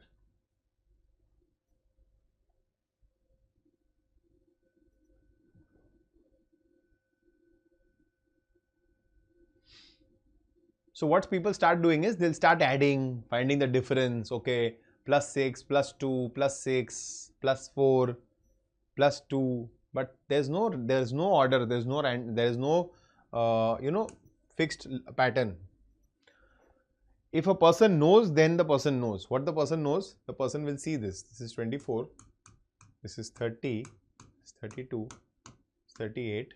It's 42. It's 44. Just subtract 1 from each of them. So I can do this by subtracting 1, by adding 1. Okay. So this is 23. This is 29. This is 31. 37. This is 41. It's 43. What is happening? These are prime numbers. So the next one has to be 47. And 47, if I increase it with 1, I'll get 48 as the next number, which is option C. Okay. Cool. Next. Now just read this question once. The question is very easy, but I am giving you 40 seconds for this, okay? And I am moving out of the screen. These are new pattern based questions. New pattern means what was happening up to a certain point of time, that whenever there was a question of series, letter series, number series, or let's say I was asking you a question of letter series only, the series was automatically assumed to be about your alphabet, the English alphabet. If I have given you a long series, you always used to think that it is working based on the alphabet. Or let's say I used to give you a letter classification based question, it was based on the English alphabet. But here they have given you a logic. This is slightly different though, but they have given you a logic and you have to restrict yourself here only. It's not about the English alphabet. The question is extremely easy, extremely easy. But just that when it is presented like this, a lot of people feel like, okay, what is this? I'll have to read through it. I'll have to think about it. This might take time. See, there are numbers and symbols given to you which have these codes, letter codes. Again, first and primary mistake people do is they switch them. They think that these are the codes and these are the actual letters. No, the letters are the codes. Okay. Now, there are conditions with you. Conditions are if the first element is a number and the last element is a symbol, then the codes for these two are supposed to be interchanged. Okay. First element is odd, the last one is even. So, okay, I think we will not read through them right now. We will just look at our expression. Our expression is this: 6 less than %2 hash. That's it. Now look for the options. The first element is a number, yes, and the last one is a symbol, yes. So their code needs to be exchanged. When I am coding it into a certain form, I need to exchange their codes. Any other which is being followed? First is an odd number, no. First is an even number. And if both second and third are perfect squares, no. Second and third are symbols. So only condition 1 is being satisfied. Now what is the code for 6 and hash? So code for 6 and hash. Code for hash is y. So we'll start with a y. Then we'll have y 1 2 3 1 2 3 and the code for 6 is m. Okay. So y =m. We have two options which are satisfying that. What about the rest of them? Rest of them are simply substitution cases. So less than is coded as what? H. So after y we have an H, and that makes option C as the right answer. It's that simple. Okay, it's that easy. But the problem is understanding this takes a time, and that is why you lose it. Okay, it's all about time now, guys. The more variation you practice, the better you will get at this.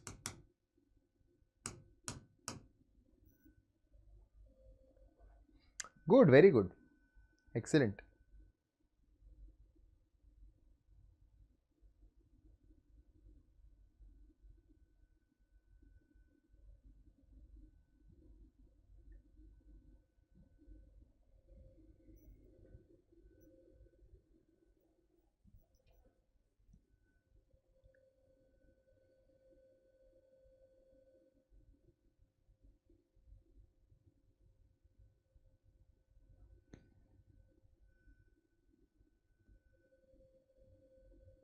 See, if you break it down into factors, you will see that 208 and 85 both are multiples of 3.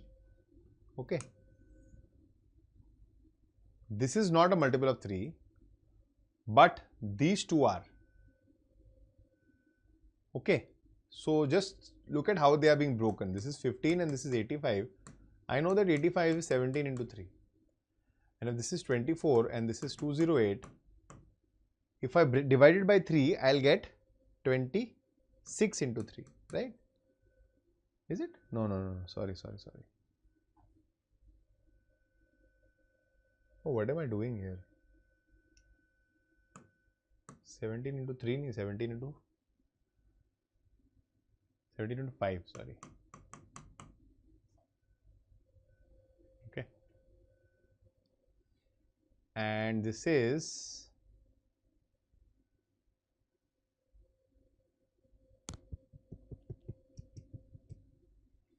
this one is being divisible by 3, no? 3, 6, 18. Oh, what am I doing here? 24 and 208. Okay, wait. My bad. Sorry.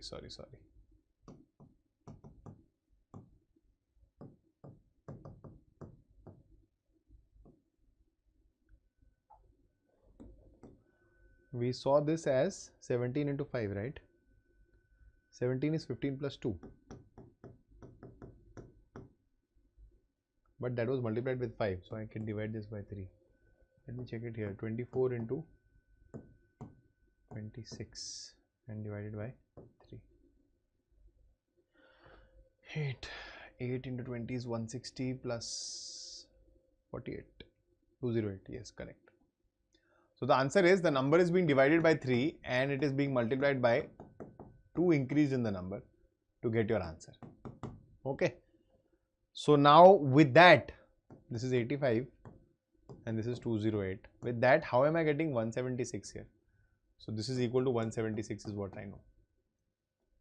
So number divided by 3, which of them can be divided by 3? 21 can be divided by 3. So I'll have 7 into 23. 7 into 23. That's not 176. Okay. 24 can be divided by 3. That is 8 into 26. 8 into 26, I think we just did 208. So that is not our answer, obviously. 20 and 22. None of them can be divided by 3. So this is gone. 22 into 24 divided by 3. So this is 8 and 16, 176. Yes, absolutely right. Option D is the right answer. Okay. Of course, also a lot of people will figure it out that this is multiple of 11. It has to have 11 as a factor. So option D is the correct answer. Cool. Next. Okay. Now these are not new pattern based questions. These questions are from the old pattern only, from the SSC CGL Tier 2. Now these can be complicated questions because a lot of people have not practiced them in the recent times, and if at all they present it to you in this format, this might seem difficult.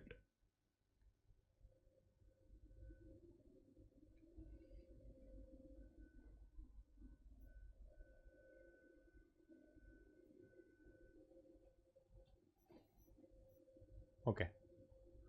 So how to approach this question? We have both are changing directions. We have the question word here and we need the answer word here. Okay.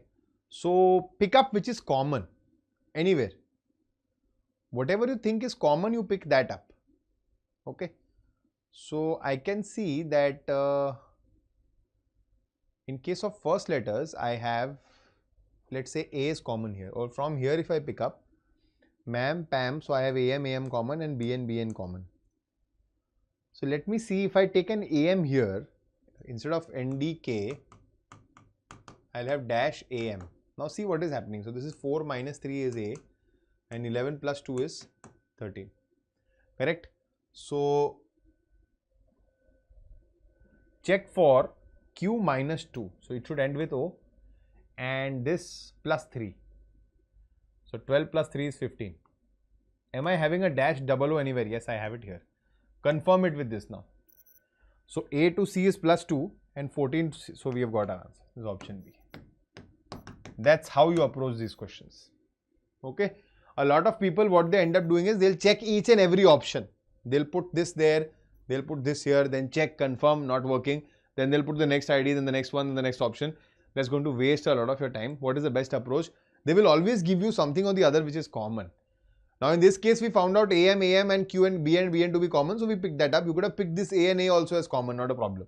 So these A were common in the first position. So we put that first and then we proceeded like that. You will end up getting your correct answer much faster. The speed is going to increase. Okay. Next.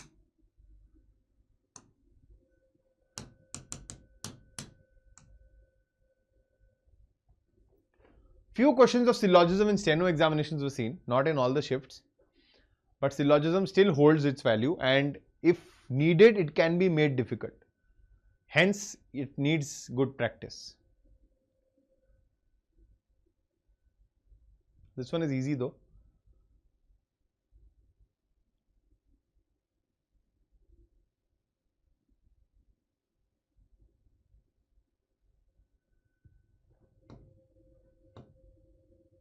Some poems are horses. All horses are toys. All toys are ships. All toys being poems is a possibility. Yes, it is very much a possibility. Some horses are ships. Absolutely right. If all horses are ships, some horses are definitely ships. So both conclusions 1 and 2 follow. Option A is the right answer. Okay.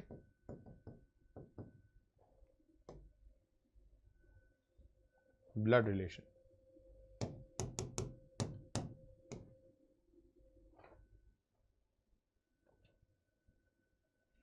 F related to H. Only draw that much. This is not difficult. It's pretty easy.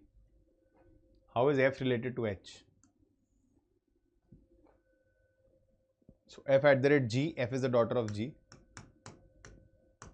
G ampersand H. G is the husband of H. Very easy.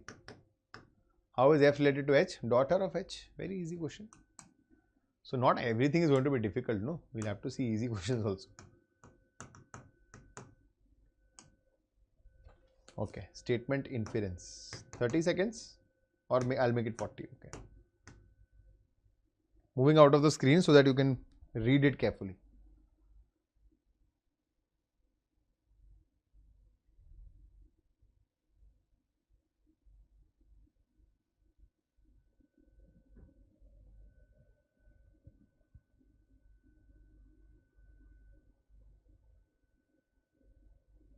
Very easy. Extremely easy question. Okay. I think by now you must have read it. So let's start reading. Extensive use of pesticides in agricultural production contaminates soil and water, remains in the crops and finally enters food chain, thereby posing threat to the human beings. This is the statement. Okay. Now add a tone here. Add a tone here. I usually tell you that tonality based problems where there should not be a tone, you should read it neutrally otherwise. But here, because of this one word, there is actually a tone here. It's a slightly negative tone. That means they are talking against pesticides. Now read your inferences. Inferences means what meanings can I derive from parts of this statement or the whole statement. Excessive use of pesticides in agricultural productions is not good for people. Of course, because it enters the food chain. It is a threat to human beings. So it is not good to people. This is just restatement. Just restatement form. If restatement based inferences and conclusions are always true. Right? Next says excessive use of pesticides in agricultural production can have a bad effect on water. It contaminates soil and water. It's clearly written here. So yes, this is also true. So both inferences can follow. Option D is the right answer. Very easy question. And if you see in these points, you will see that majorly they are asking you very direct and basic questions only.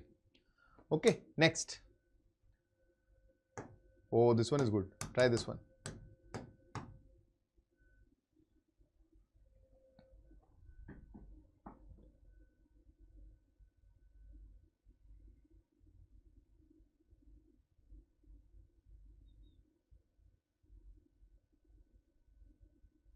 Cause and effect.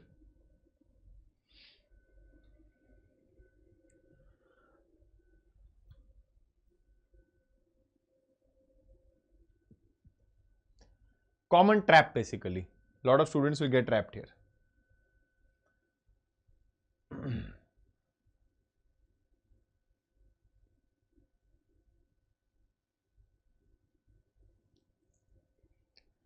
Country X reduced their crude oil import by 6% in the last 5 years. This is event 1.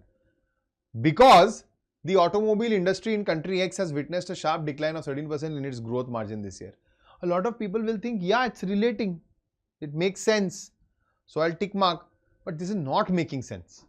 1, because 2 is not making sense. Why will a country reduce its import of crude oil just because of a 13% decline in the growth margin? Okay, 13% decline in the growth margin is being seen. Like if the growth was, let's say, 20%, so now it is only 7%. But they have not stopped using crude oil. Okay, so reducing the crude oil import by 6% is a huge number. So this is not right. Okay, so read it in the opposite direction. The automobile industry in country X has witnessed a sharp decline of 13% in its growth margin this year because country X has reduced their crude oil import by 6% in the last 5 years. Automobile industry is suddenly seeing decline because crude oil is not being imported. Understand, there is a huge difference between crude oil, petroleum, diesel and the other fuels on which a car runs. Crude oil is the basic raw material which is being imported, which is actually then purified through fractional distillation, and then after that it is utilized in various formats as fuels for various different aspects. Okay. Now it's not only about the automobile industry. So this is false and this is false. Now these are our answers. I have always told you 99% of the cases you will always choose them to be effects. You will never choose them to be causes. You will only choose them to be causes if they have a sure shot effect which is going to happen, which is like a universal truth.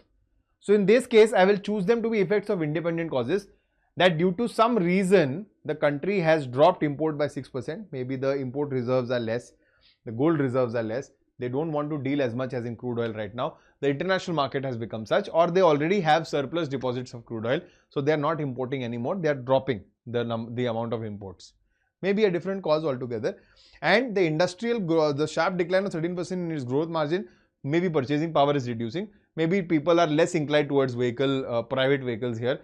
Maybe in this particular country, people are more interested in public transport, etc., etc., etc. Right? So there can be multiple different causes for this. So my answer 1, answer A is the correct answer. Interesting, right? Oh, lovely. So I have picked this question up from RRB NTPC basically. And why have I done that? This is a previous year question. Why have I done that? I'll give you only 40 seconds for this one. Try this one.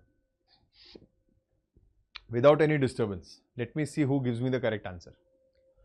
So this is the kind of question you can expect in your examination, in your SSC examination. Because see, a very small input output given, then a new input is given for the question and a very small thing, step 2 is being asked. So you just have to do a very minute thing.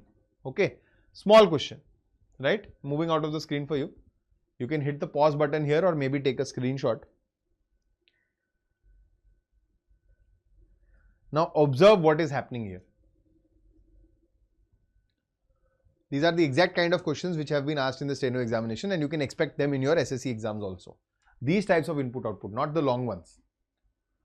Now observe, this is the input, this is the output. Obviously there is some sort of an arrangement which is happening. Okay, shuffling. So what is the arrangement? There are symbols involved here. That means there is no ascending or descending order which is going on. It's just simple shifting and shuffling. So I'll write it as 1, 2, 3, 4, 5, 6, 7. Okay, these are my elements. This is not S, this is 5.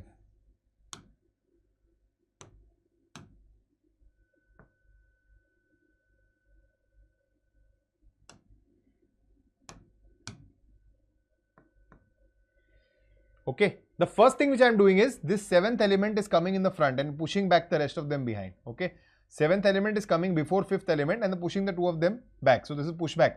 From here to here we are seeing a pushback mechanism. Simple movement, simple shuffling, nothing else.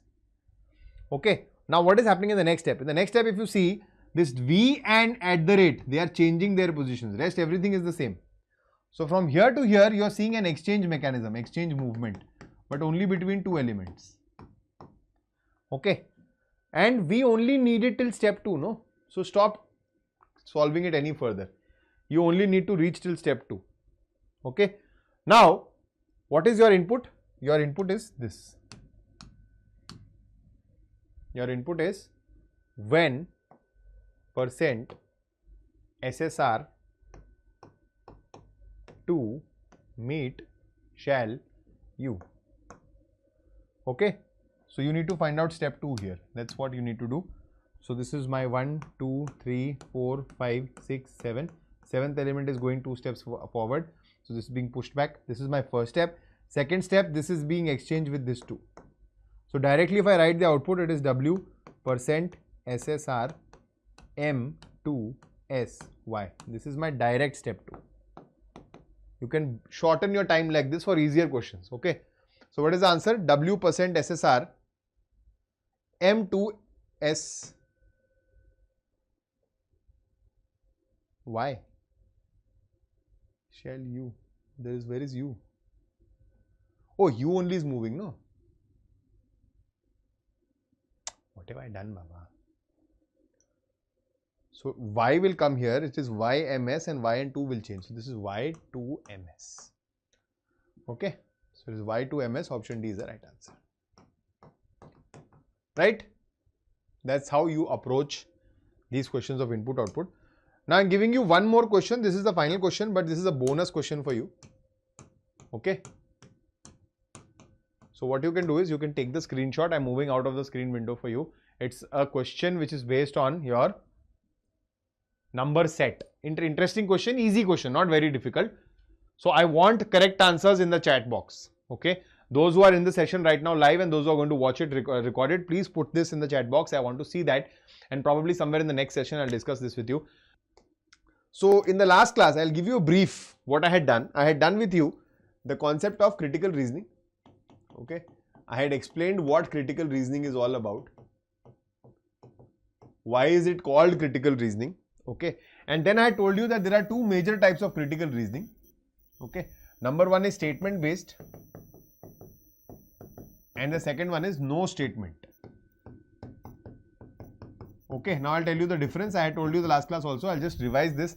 Under statement based, I had told you there are assumptions, arguments, conclusions. Simultaneously, we study inference also here. They are both different though. And courses of action. Okay. We had done these in the last class. And I told you one primary difference. Yes, Midhun Shankar, CGL exam in single shift, CGL mains exam in CGL single shift, not pre. CGL mains exam will now be in single shift. So mains exam earlier used to be in multiple shifts, maybe 2 shifts at max. And that used to create a problem because last year also 2024, one shift was comparatively easier. And then normalization came into picture that created a big problem. So they want to eradicate that from the mains exam, the CGL Tier 2 exam. So that has been announced by the chairman that it will be conducted in a single shift. That is a very good thing actually. Anyways, let's come back here. So under statement based, what happens is, under logical reasoning, whenever you see the word statement, you have to understand that whatever is written after that is always 100% true. It's 100% accurate, no matter even if it is logically incorrect. Okay, despite that you will assume it to be 100% true, and keeping that in mind, you will solve these questions. Number 1. Number 2, whenever you are looking at the statement, okay, never breach the scope of the statement. What does this imply? That means whenever you are looking at the particular statement, you don't have to think more than the statement, you don't have to think less than the statement. Your thought process has to be limited within the statement. Okay. So you have to think like the statement is a data, and based solely on that data and no other information, you have to solve these questions. That is what, that is the approach of statement based critical reasoning. But when I come to no statement based, so what is it trying to test here? This is trying to test that if I give you certain set of instructions or data, sorry, I felt like I was about to sneeze. Okay, if I give you certain set of instructions or data here, how well are you able to understand and limit yourselves to there to that set and then answer your questions. So it is teaching you about restraint. This on the other hand gives you an open hand in the sense that this will give you sentences. Okay, but there is nothing which is tagged as a statement. Here the sentences, the question sentences are tagged as statements, hence they become correct. Here they are not tagged as statements, they are simple sentences which are given to you. And the thing which is important is that we don't know, the credibility of the sentences is unknown. That is, first and foremost, we don't know whether the sentence is right in itself or not. So sometimes in some type of questions, you will also have to check whether the sentence they have given in itself is correct or not, and then proceed with the question. And here you have to use your extra knowledge. Okay, I will show you where you have to do that. Here you have to use your extra knowledge. Okay. So the three types which we study mostly under here are cause and effect, most important from tier 2 perspective till now, but maybe now they can ask you in tier 1 also. Number 2 is assertion reason.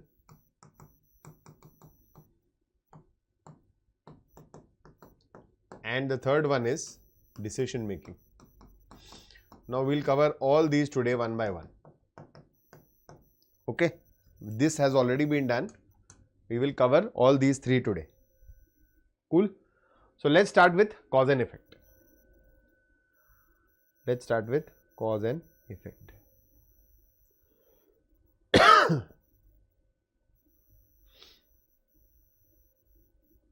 A lot of questions I have of all types actually.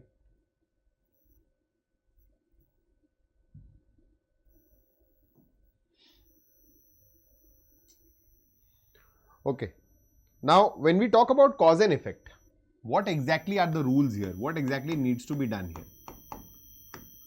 So, basically here, two sentences are given to you in the form of events. Two sentences are given to you in the form of events. They can just call it S1, S2, E1, E2, event 1, event 2, or just sentence 1, sentence 2, or just 1 and 2. Anything, okay? So, two I will call them events, event 1 and event 2. There are two events which are given to you. What is your purpose? What is your purpose? Your purpose is to establish a cause-effect relationship between these events. That by occurrence of event 1, the event 2 occurred, or by occurrence of event 2, event 1 occurred. So, event 1 in the first case was the cause, event 2 was the effect, or vice versa in the second case, right? So, you have to establish a cause and effect relationship between them. Okay, that is your primary goal. But the question is not difficult at this stage. This is very easy. How do you approach this? In this case, what you do is, you will read this in two ways. You will use the conjunction because.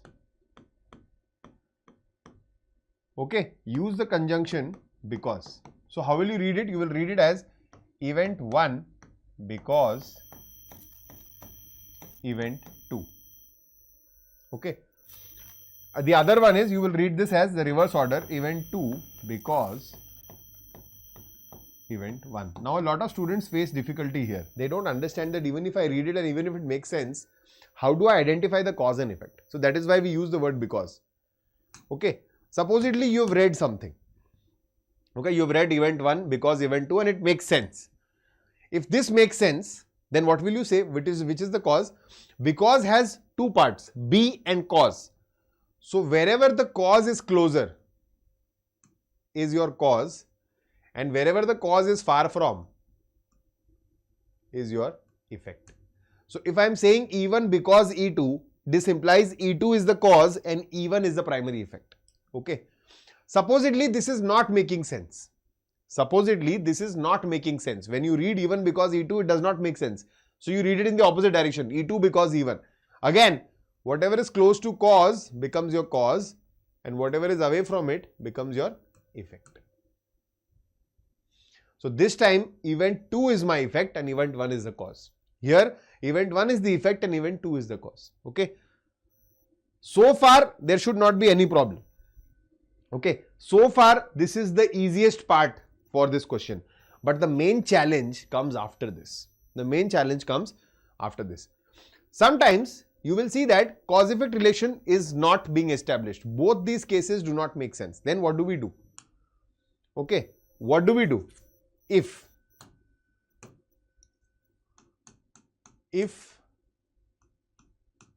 cause and effect relation does not or cannot be established,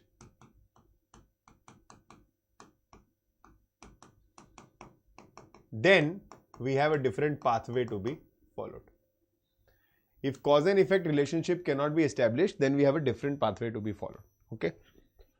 So from here, you will have two pathways to take. Okay. Path 1 is E1 and E2 are related. E1 and E2 are related. That means they are not related with the cause and effect relationship, but they are still related. They are similar. They are coming from something same. Okay. Or E1 and E2 are not related. Okay. They are independent, they are individual. These are the two possible cases. Okay. So again I'll tell you. So what we did here is event 1, event 2 is given. You read it as event 1 because event 2 cause effect relationship. If this was not making sense, you read it like this. If this was made sense, again cause effect relationship. But if nothing is making sense, then you are coming at this flow chart. So if cause and effect relationship cannot be established between E1 and E2, then either E1 and E2 will be related. They will be similar. You will feel that they are coming from the same background. Something similar is happening there. They are mentioning the same thing. Or they will be totally different. Now, if they are related, what will you choose? Your answer will be both are effects of a common cause. That means if they are related, okay, if they are related, then this will be your option. Both are effects of a common cause. But if they are not related, then what will we do? So now again you have further two options to go with. Okay, you will again say both are effects of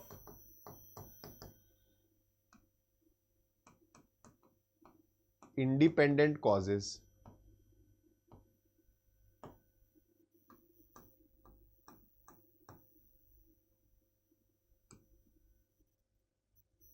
or you will say both are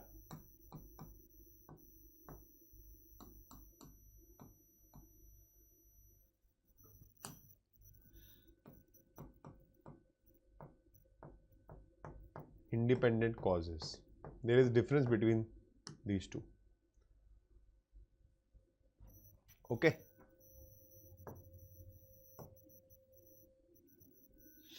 Try to understand. If there is no cause and effect relationship between the two, then either they will be related to each other. So you will say they are effects of a common cause. That means they both are effects, but they are both emerging from a common cause and hence they are related. If they are not related, you will either say both are effects of independent causes or you will say they themselves are causes. Okay. Now remember, 99% of the cases you are going to select this. Only 1% of the times will you select them to be independent causes. Why is that? So you have to understand, if your answers, if events given to you are not related to each other, there is a huge chance that they are effects. Independent individual effects or maybe related effects. But there is a very, very, very less chance that they are both independent causes. Why is that? Because technically in this whole wide world, if you see, every effect is actually a cause to a new thing. It's like a chain reaction. Okay, every effect is like a cause for a new reaction. So it will keep continuing. Okay, for example, I'll give you a simple example. Let's say I exposed myself to too much cold temperatures today.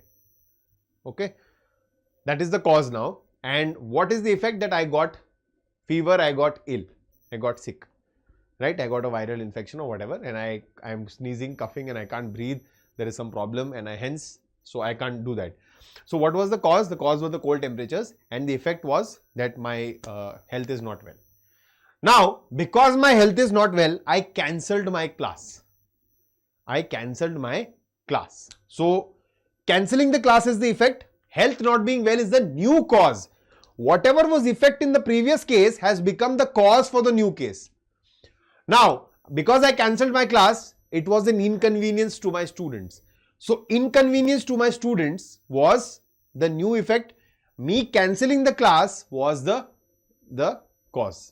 Are you seeing? One cause leading to another effect, that effect becoming the cause for the next effect, that effect becoming the cause for the next effect, and this will keep on continuing.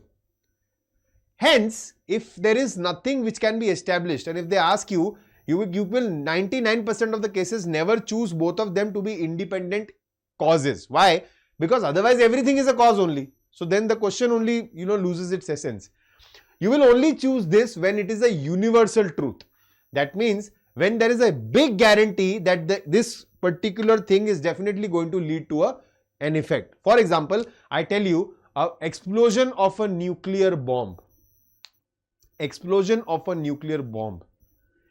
It is not an effect, it is actually a cause. Why? Because it is sure shot going to lead to nuclear radiation, okay, some sort of a problem, okay, lot of issues, and maybe an emergent war.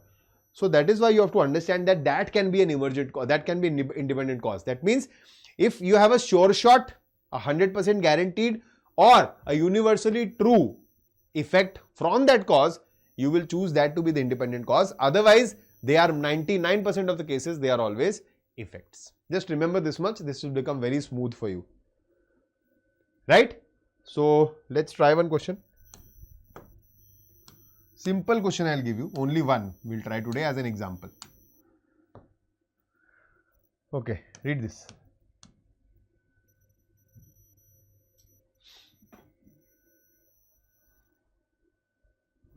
You can put the answers in the chat box.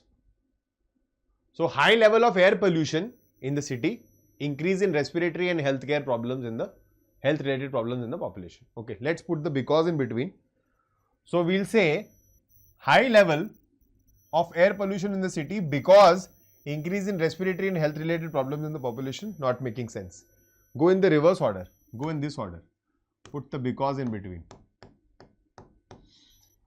So, increase in respiratory and health related problems in the population because high level of air pollution in the city. Is this true? Yes, it makes sense. So, after cause is my cause and before cause is my effect. So, now I can see that event 1 is the cause and event 2 is the primary effect. So, event 2 is the effect, event 1 is the cause, option A is the answer. Got it? That's how you approach these questions. Namaste Aditya.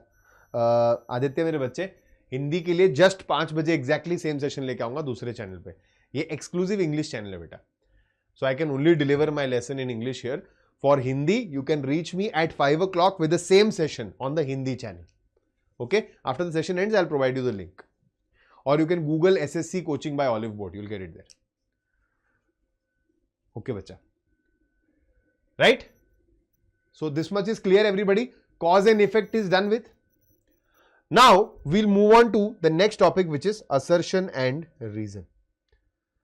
Assertion and reason. Okay. Now, what is assertion and reason?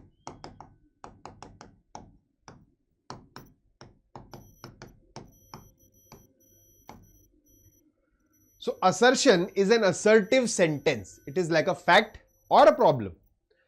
Assertion can be anything which is trying to tell you something in a very assertive tone that, okay, this happens. Now, mostly it's a fact only. Reason is also giving you something. So, this is giving you a sentence, okay, some sort of a fact, something which may be true, which may not be true, we don't know that. This is giving you another sentence, another fact which may be true, may not be true. What is your purpose? Your purpose is first to check the credibility of this and this, whether they are correct or not. Okay, so step 1, check if assertion and reason are true sentences. True, I should not say true or correct sentences. Okay, so you check for the credibility of assertion and reason. right? You check for the credibility of assertion and reason. Step 2 is check if R is the correct explanation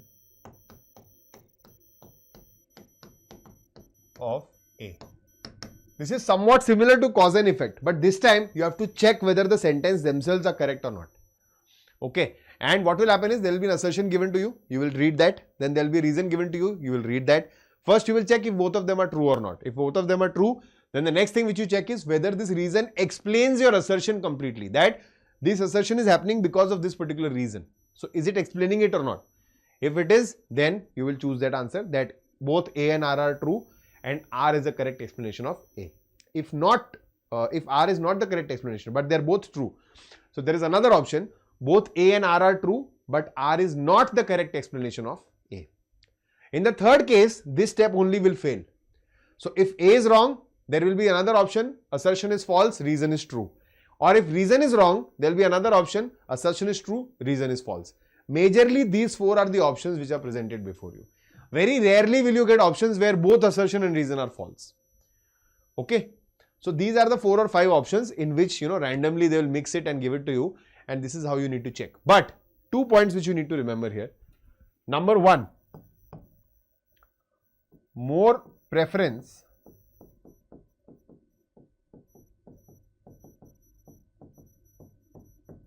to science-based questions. Remember this. More preference is given to science-based questions. Okay. And what about the next one? The next thing which is important here is you have to apply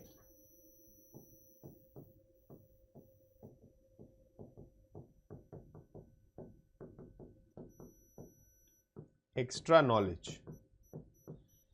That means since this is not statement based, so you have to use your general knowledge. You have to have extra knowledge to be able to solve these questions. They will just ask you something to check the credibility. You need to know about that topic. If you don't know it, you will not be able to solve assertion reason. And majorly they are science heavy questions. Always they'll ask you something or the other from general science. Majorly. Okay. So that is about assertion and reason. That's all. Nothing else. That's all you need to be careful about in this topic. Okay. Cool. We'll look at one question.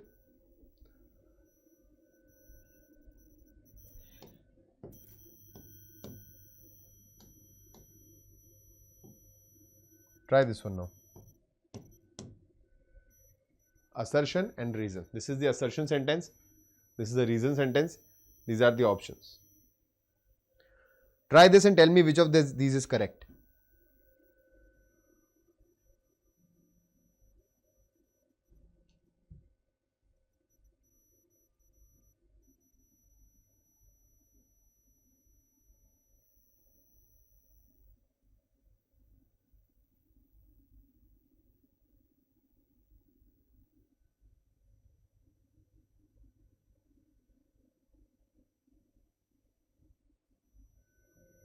So we'll read the assertion. Plants convert light energy into chemical energy during photosynthesis process. They do. So assertion is correct. Now read the reason independently. The glucose obtained by plants during photosynthesis is used as an energy source by human being. Is it true? Yes, it is true. Absolutely true. Individually. But does the R explain A? A lot of people will feel here that okay, photosynthesis, maybe yes, it explains. No, you have to read it carefully. Plants are converting light energy into chemical energy during photosynthesis process. Okay. And is the reason, are they doing it for the humans? No, they are not. These are two individually separate information sets or facts given to us. They are both correct though, but R is not explanation of A at all. So what will be my correct answer? Both A and R are true and R is not the correct explanation of A. So here sentence B is right, but this is not the correct answer. The options are A, B, C, D. These are the options. So sentence B is in option C. So option C becomes my correct answer. Did you understand?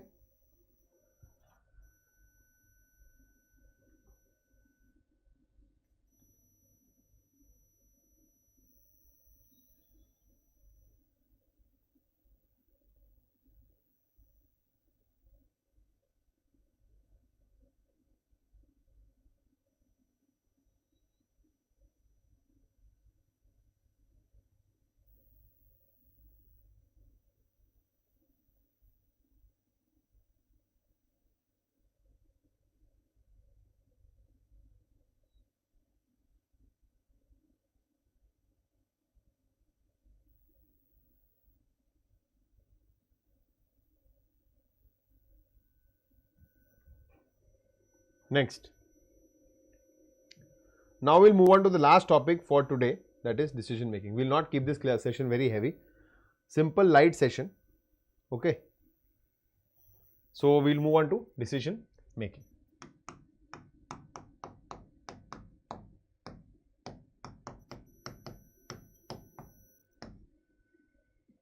Okay. Now when I say decision making, okay, a lot of people get confused with social intelligence, emotional intelligence, ethical dilemma, because they also somewhere or the other you feel that there you need to make some decision, which is fine, but that is not a part of decision making directly. That's a different set altogether. What comes under the decision making is there are certain sets of criteria given to you. Certain sets of criteria are given. Okay. You have to 100% adhere to these criteria strictly. Now sometimes within these criteria there will be some exceptions also, that okay, if there are these 4 criteria which are required maybe to get a job, okay, that the person should be graduate with these many marks, the person should be at this age, the person should have this much experience, okay, so these are and the person should be, let's say, anything, any 4th point. Now after these 4 points there is an exception, that if the person is not, does not have this much score in graduation, then there is a relaxation of 5% provided he has done this, and in that case the case will be referred to your vice president, right? So there are some exceptions like this, and after all these criteria you have to strictly adhere to these criteria, and no matter how close you feel the person can be, that only if one criteria is also not matching, you will reject the candidate or decide accordingly. So your job is to look at the criteria, match everything with the criteria, and then decide. So then make a decision, and hence it is known as decision making. Questions are based on what? Questions are majorly based on selection in a team,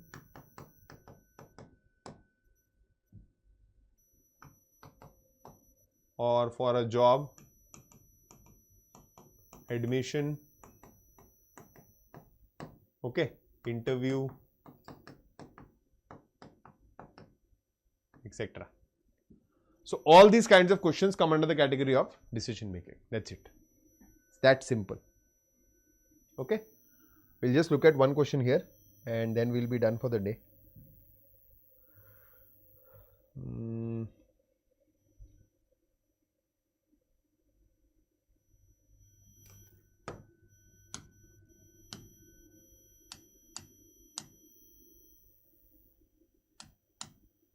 So I'll give you an accurate question for decision making.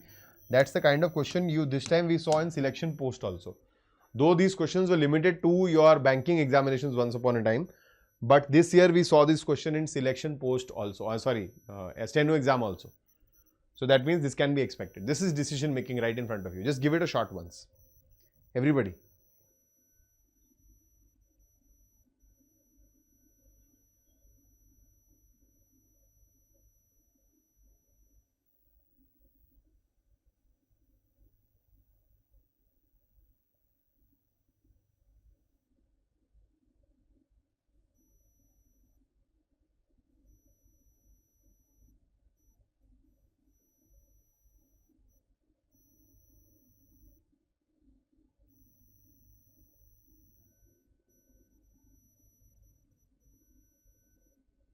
Okay.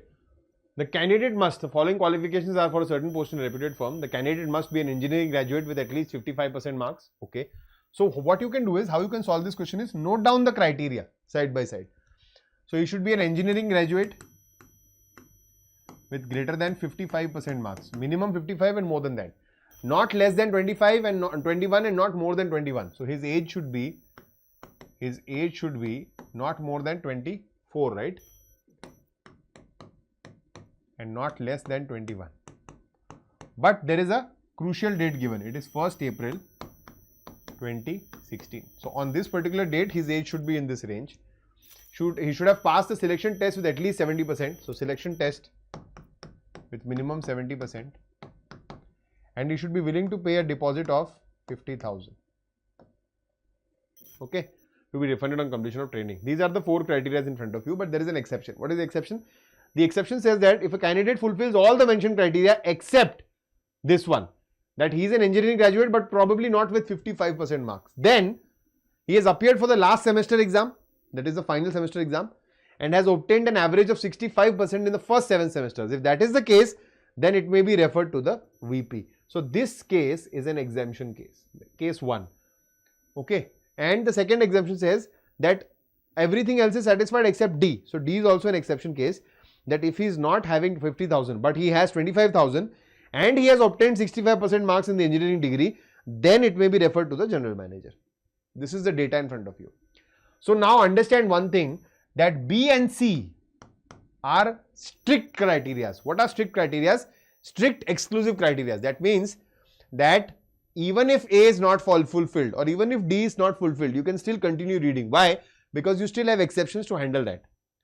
But if you see that his age is not meeting the criteria or he has not passed the selection test with this score, you will immediately reject the candidate. No matter how good he is otherwise, but if he is not matching these criteria, you will straight away brutally reject him. That's the only one thing which you need to keep in mind here. Okay. Now, keeping all these criteria in mind, this is the question in front of us, that Abhiram is an IT engineer. Okay, if he is an engineer, technically he is an engineering graduate also. Passed out in 2015 with 52% marks. So the first criteria is not being matched. He is having 52%. So this criteria is not matching. Criteria number 2. Criteria number 2. He has cleared the selection test with 66% marks. Okay. Selection test with 66% marks. Not done. But we still had a chance here that he could have probably, had a different score. Last semester exams would have been given, etc, etc, etc. But this is a strict criteria. Criteria C. And if he is not cleared this, straight away you can say that the candidate is not selected. The candidate is not selected. But let's continue reading for the sake of it to understand better. He can pay deposit money of 50,000, okay, and his date of birth is 15 September 1994. So technically you didn't have to calculate his age, but even if you have to at some point, 15 September 1994 was his date of birth. So just roughly see how much will it be. 1994, so 20 years approximately. 20 years and some months. So he is not, is it? Am I right? 6 is 2016. Oh, sorry, 22 years. So he's in the age bracket, no? He's in the age bracket. Okay.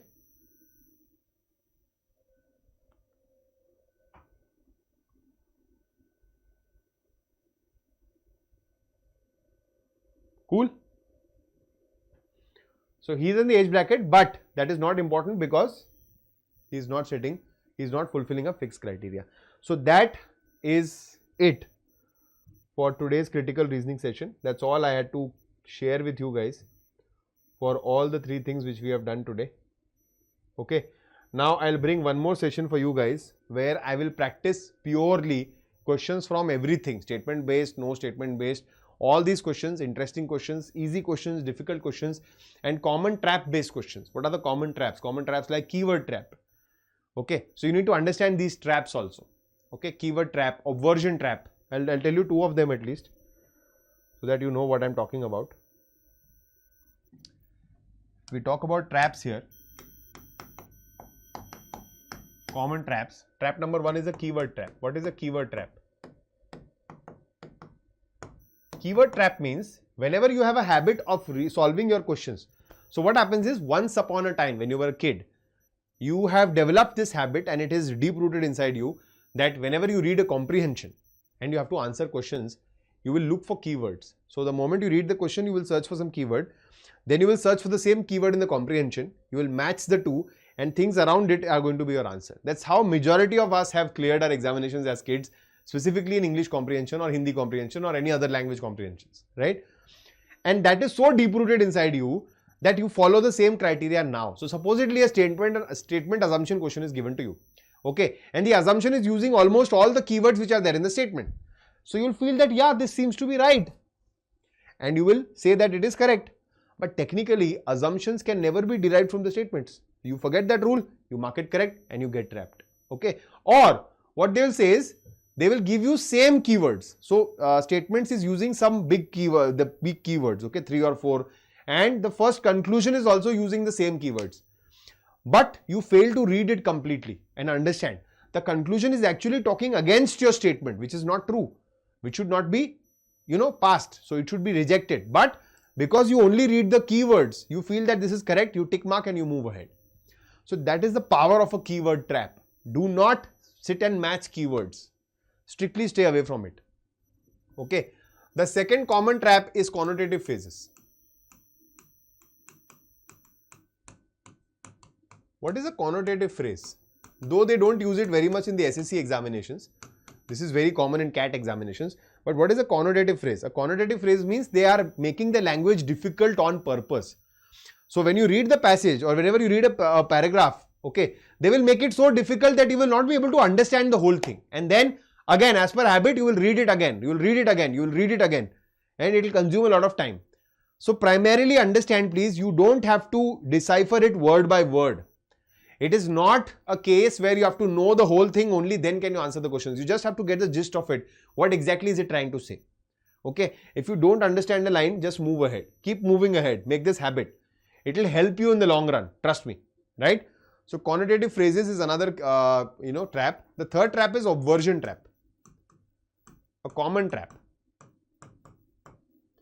What is obversion? Obversions are majorly incorrect. Obversion based arguments are also incorrect. Obversion based assumptions or obversion based conclusions are also incorrect. What is it? If I say all teachers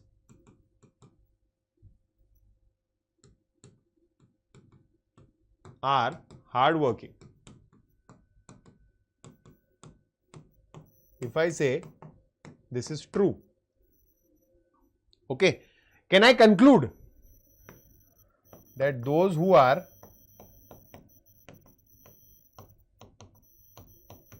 not hardworking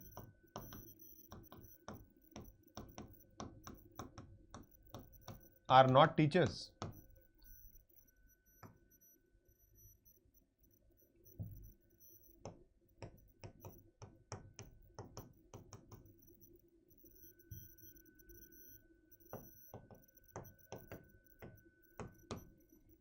Okay, or I'll make it even better. I'll make it better and more understandable for obversion. You can say that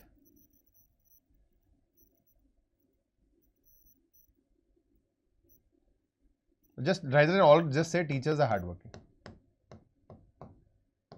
Teachers are hardworking. This is better. If this is correct, you will say that those who are not hardworking are not teachers. This is an obversion. Okay, this is an obversion. Do you understand what is an obversion? This is an obversion. So this is always incorrect.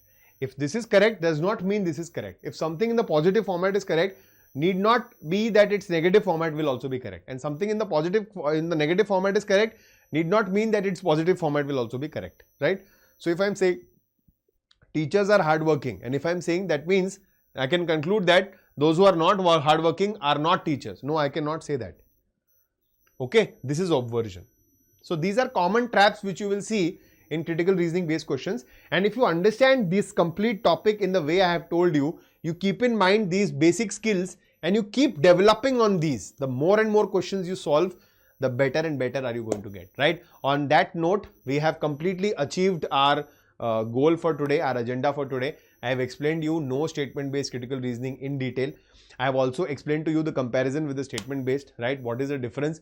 What are the three types? What are the major types of questions? What are the examples of each? And we have also discussed traps. So we'll end this session here now, and I'll see you guys in the next session, right? With probably a set of questions related to critical reasoning for the sake of practice, and then we'll be done with this, right?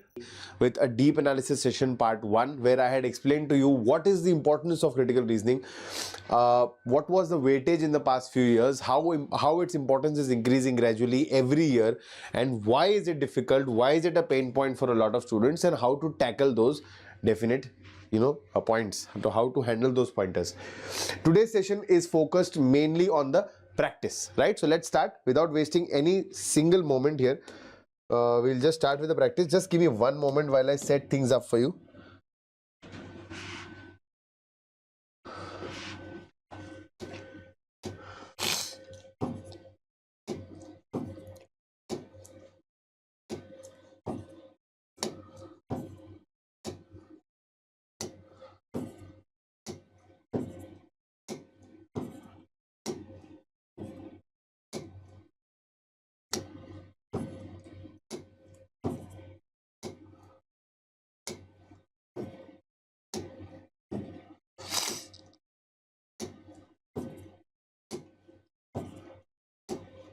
Almost done.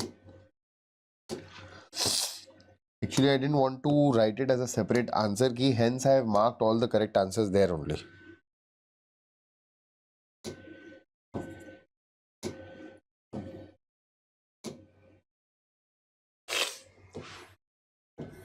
Alright, so we'll start with the session. Very first question of statement assumption. I have brought all the questions from all the topics which I had told you about critical reasoning yesterday. So we'll be covering 1 or 2 questions from each topic, right? And they are mostly previous year questions of SSC only. Mostly, okay?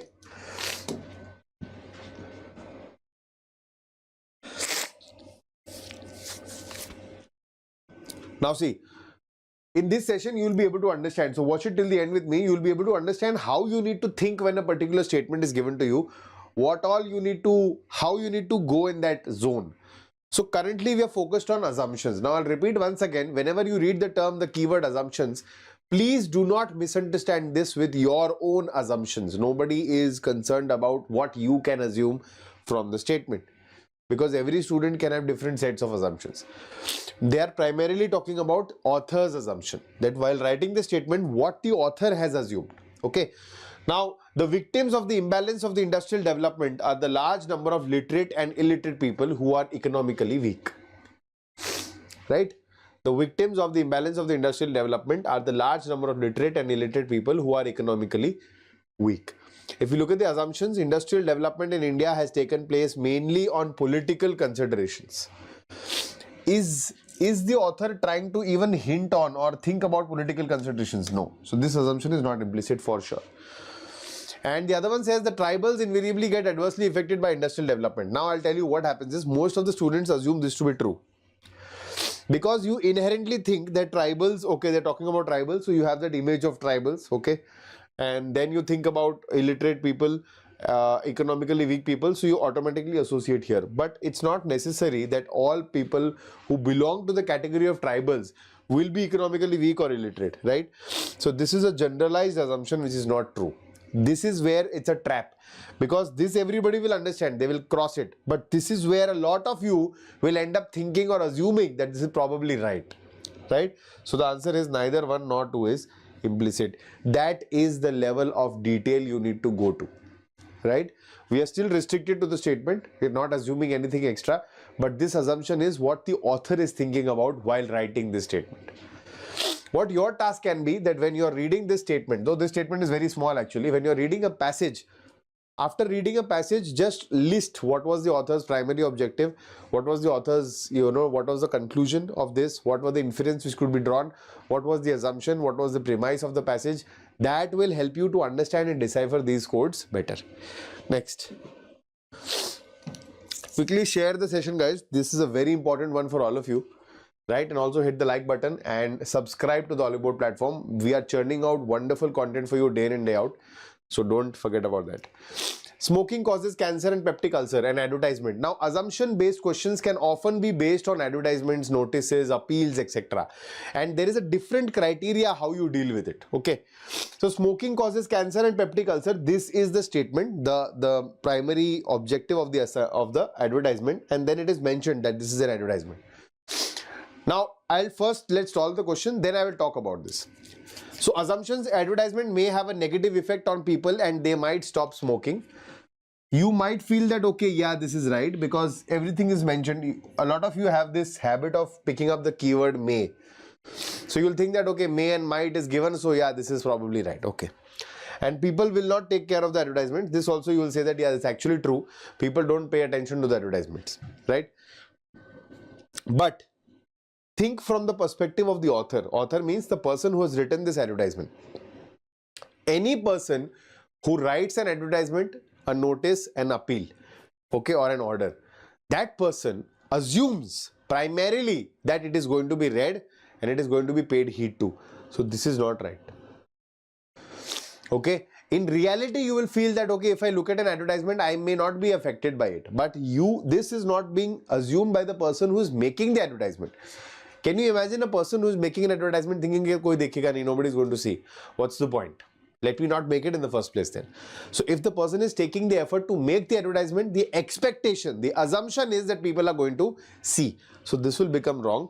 Only assumption 1 is implicit. That's the beauty of these questions. Each question which I have picked up, hand-picked questions they are not general, they are not straightforward questions. Every question will give you some twist, something different to think about. And every question will highlight a different type of trap for you. So that will make it more and more easy to understand in one session what exactly you need to do. Next. Again, a major retail store announced 30% reduction on all food items during the weekend. This is also like an advertisement. It's like an announcement which is being done.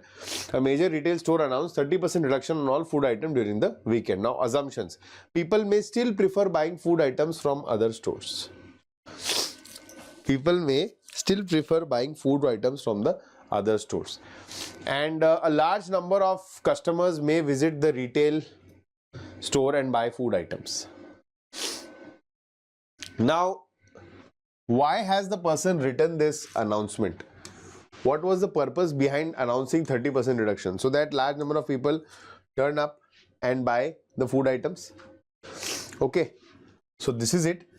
People may still prefer buying food from the outside stores. This is not an assumption made by the author. This is an assumption made by you. You will generalize and assume that yeah, even if I announce a 30% discount, people may still prefer to buy from somewhere else, which is perfectly fine, not a problem at all. But that is your assumption, or that is a general public assumption. But what about the author? The person who is announcing a 30% discount is not expecting or is going to go at other places.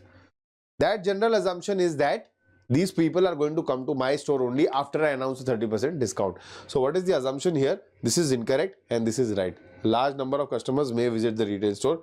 So only 2 is the correct answer. Next we'll solve statement arguments. Okay. Now slightly different approach in statement arguments. We are done with statement assumption. What is the primary thing we learned about assumptions was that it is based on the author's perspective. And number 2, it is going to be something very basic, something very obvious, which is not given in the statement. So your assumptions are always implicit. If it is straight away a restatement, that is a statement presented in a different words, then that will not be a valid assumption. Okay. Now come to argument.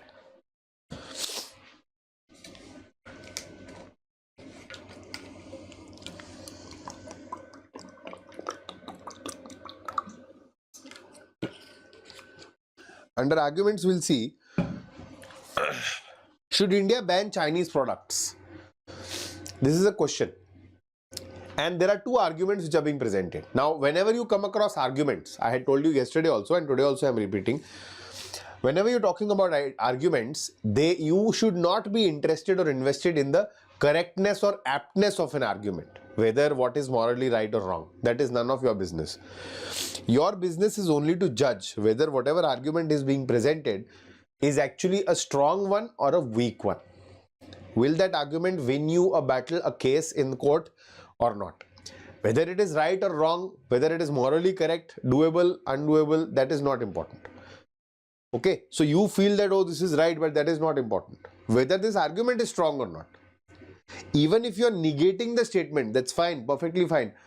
Even if you are going against the statement, perfectly fine. But do you have a valid point? Okay, that's the perspective. Argument says, yes, we should ban Chinese products because it will help in developing India's small and medium enterprises. Now, this is a good premise. Okay, it says that, yes, banning Chinese products is actually going to help the Indian SAP industries to grow. Okay, so that's true. There's nothing wrong in it. This is fact-based analysis. So this is a strong argument. Okay. Second one says, no, trade relations might impact peace between the countries. Here a lot of people feel that no, it's against our patriotism, we should not entertain Chinese products, and it's the general norm going on that you should ban Chinese products, ban Chinese products, ban Chinese products, and that is why you will feel that okay, this is wrong, this argument is incorrect. You will feel that, but that's not right. What is this argument saying? That is what you need to check. Don't need to check the credibility of the argument. So you will say that it is saying no, okay, and then it is giving you a valid reason that trade relations might impact peace between the countries. That is true. That's a valid point. That's a good premise. So both the arguments are strong arguments. We are not concerned about the correctness of the argument. So there is no one correct answer here. Both of them are saying the good thing, the right thing. That is what needs to be chosen. Next. See, again another interesting question here. Should the illiterates be debarred from casting their votes? The first thing which will come to your mind is, no, I don't think so. Then you will think, yeah, okay. Then you will read the arguments. Yes, they can be easily misguided. And you will think of somebody you know who is illiterate, who is in your vicinity, okay?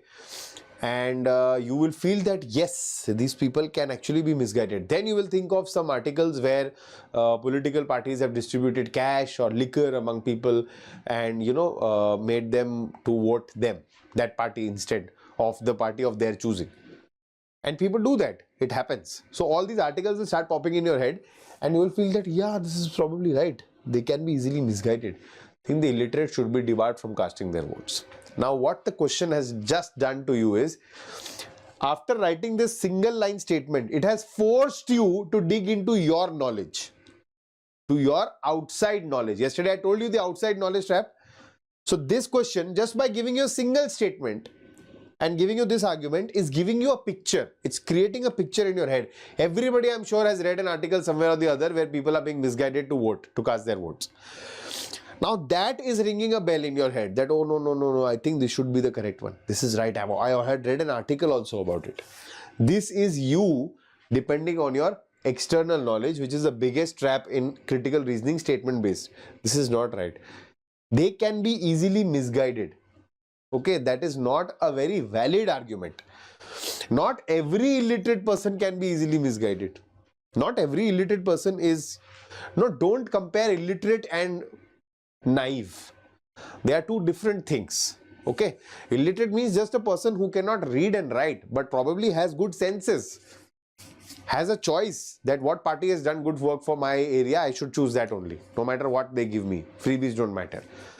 The second argument says no, it is their constitutional right. This one is a strong argument because it defines, it provides a premise which does give them the right and does give everybody the right without any discrimination to cast their vote. So only argument 2 is strong. Option B should be the correct answer. Okay, next. Statement conclusions. So the most important ones are conclusions and assumptions, but the others also are seeing rise. So now for arguments, what have we done is, statement arguments means you don't have to check whether the argument is correct or not correct. You only have to focus on the fact whether it is strong or not.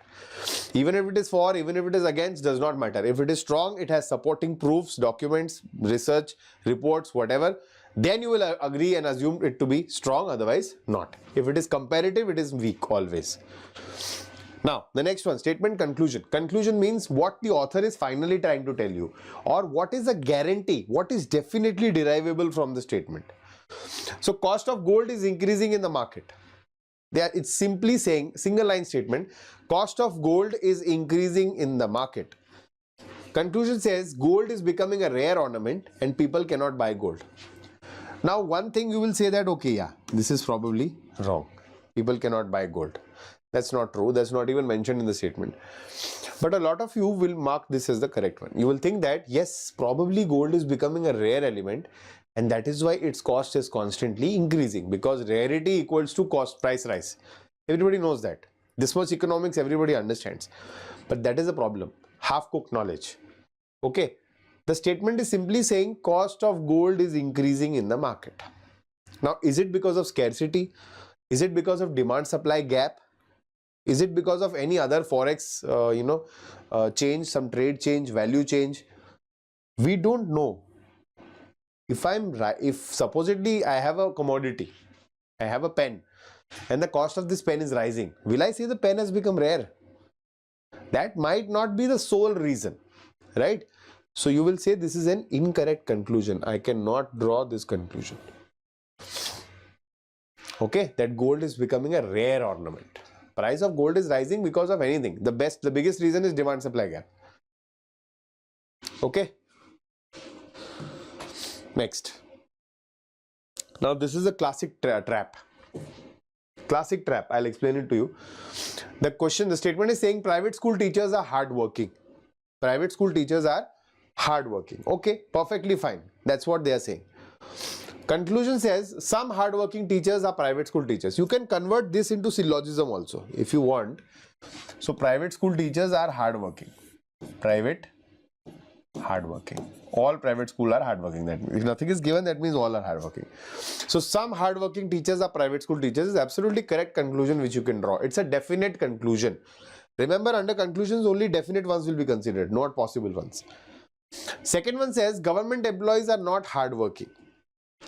Now the problem is again there is personal resentment attached here for a lot of students. You might have come across a government employee in a public setup where you might have to, you might have had to go through a lot of negativities, and you have that resentment in your head which makes you assume this conclusion to be correct. Or there is another set of students who just reverse this. So they say private school teachers reverse is government school teachers, and hardworking opposite is not hardworking. So if private school teachers are hardworking, that implies that the government employees are not hardworking, and this is the biggest mistake which you commit. This trap is known as the obversion trap. What's an obversion trap? Obversion trap means if the positive of two entities is correct, then the negatives of those will not be incorrect. Okay, if something is true, then its non-existence will not be false, because that is not related directly. Okay, so this is incorrect. So only one follows should be the correct answer. That is only conclusion one can be definitely drawn from this statement. Otherwise, no. Okay. Next. Nowadays, life has become very difficult without a mobile phone. Okay, overthinking. The overthinking trap. You will attach something extra. You will again depend on outside knowledge for this question. Nowadays, life has become very difficult without a mobile phone. It's only talking about the current life becoming more and more dependent on the mobile phone. That's it. The conclusion, total number of mobile subscribers is increasing. Is it talking anywhere about mobile subscribers being increasing? Yeah. Now what your brain will think, if the life is so dependent on a mobile phone now, so now almost everybody should have a mobile phone. That means mobile subscribers need to increase. We never know, maybe already mobile subscribers are good enough. This is just a general statement that life is too dependent on the mobile phone now. And it is definitely for people who have a mobile phone. So how is it indicating anything towards increasing subscribers? It is not. It's a very easy thing. You need to cancel this out. The second one says mobile has become an integral part of life. This is restatement, beta. This is restatement. What is a restatement? Restatement means my statement is repackaged into a conclusion. My statement is repackaged, reformed, represented in a different set of words as a conclusion. And those conclusions are always correct. Those conclusions which summarize your statement or are just repackaged versions of your statements will always be correct. These conclusions are explicit conclusions. So only two follows. Option D should be the right answer. But remember, if the same case was asked as an assumption, then it would have been incorrect. Do you understand? So if it was nowadays life has become very difficult without mobile phone, statement, assumption, mobile has become an integral part of life. No. Because that is actually being mentioned in the statement only. So that is not an assumption. The author is not going to assume something which is already written. So be aware of this. If it is a restatement based conclusion or an inference, it's always right. But if it's a restatement based assumption, it is always wrong. And you fail to know this. You don't know this rule.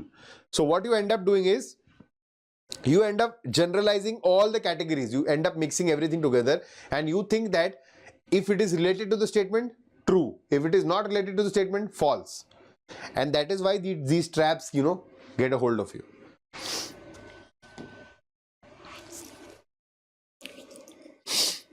India's largest lender bank has announced that it will be allowing customers to exchange 2000 rupee notes without a requisition slip for amounts up to 20,000. Okay? Conclusions. No one will be allowed to withdraw an amount of more than 20,000. Now, some of you might think that this is true. Whereas if you reread the statement, though you need to avoid doing that, it simply implies that customers, it is talking about exchange of 2000 rupee notes and maximum level limit of 20,000 without a requisition slip. It's not even saying that you can't exchange more than that. If you need to exchange more than 20,000, you need to provide a requisition slip. That's all it is talking about. It is not talking anything about withdrawal of the money from the bank. Second one says no requisition slip is required for exchange of up to 20,000. This is again summarization or restatement. And as I told you, restatement based conclusions are always going to be right. So only conclusion 2 follows. Option A is the correct answer. Alright. Next. Inference. Now, primary difference between conclusion and inference, I have already told you yesterday.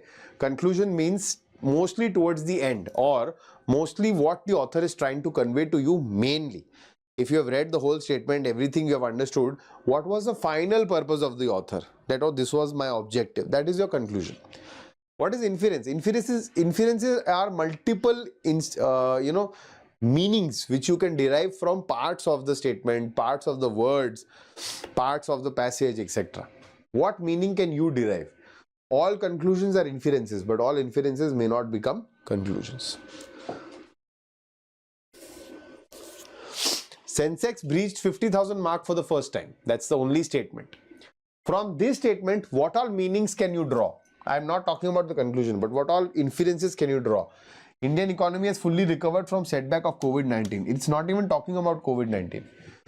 And the second one says retail investors are the main reason for this bull run. I don't know anything about retail investors causing this. It's just mentioning Sensex breached 50,000 mark for the first time. That means India is on the path of development, or the country, the Sensex is of the country is improving. These are the inferences which you can draw from it. Simple, direct. Okay. So neither 1 nor 2, option C should be the correct one here. Next. In recent years, child labor has increased in big cities. Another interesting question. Just look at this one. In recent years, child labor has increased in big cities. What inferences will you draw? Migration to the big city should be controlled. Now, from this, what meaning can you derive? That in the recent years, child labor is increasing in the big cities. That is the instances of child labor, instances where children are being used as labor in big cities, in metro cities, is increasing. That's all. What else can you derive from it? Nothing else. This is talking about migration should be controlled. The problem is, a lot of you will start thinking again. You'll think that, yeah, migration. Why does migration happen? Because people come here looking for jobs, looking for opportunities from smaller areas, from rural areas, from different states. And when they migrate to some metro city, to some big city, in expectation of, jobs and opportunities, and when they don't land anything of that sort, so they end up getting into labor and putting children into labor. And that is why the more children coming from these states, migrating from these states, becomes more challenging issue of child labor. This is how much you have thought already. So you are already going outside the scope of the statement. Statement is only talking about child labor increasing in these years in the city, recent years. That's it. So you will not draw this inference. Okay. The second one says child labor is a problem in the big cities. Now again, overthinkers will get it wrong. They will see that the statement is not mentioning child labor to be a problem anywhere. Then how can I assume it to be a problem? That's my personal assumption, right? How can I attach the word problem to it? So that happens because of flanking words. The word child is a very positive word, it's a happy word. But the word labor in itself is not problematic. But when child and labor come together, it becomes a negative word in itself. Child labor in itself is a negative word. So that means even if the word problem is not utilized, It hints towards the fact that child labor is an issue. And that is what is being mentioned in the inference 2. So only inference 2 is true. Everything here has a valid explanation, and everything will indicate that, everything is going to build up that critical thinking aspect of yours step by step. You will have the power to be opinionated. You will have the power to raise your voice. I mean, raise your voice means you raise your concerns. You will have the power to, put across your opinions, your valuable inputs, your arguments on the table, and also understand the others' arguments, empathize, desensitize, be more practical, more pragmatic, more rational, and then approach your problems accordingly. So the main purpose behind this is to develop your critical thinking skills that are going to help you as an officer. Okay, course of action.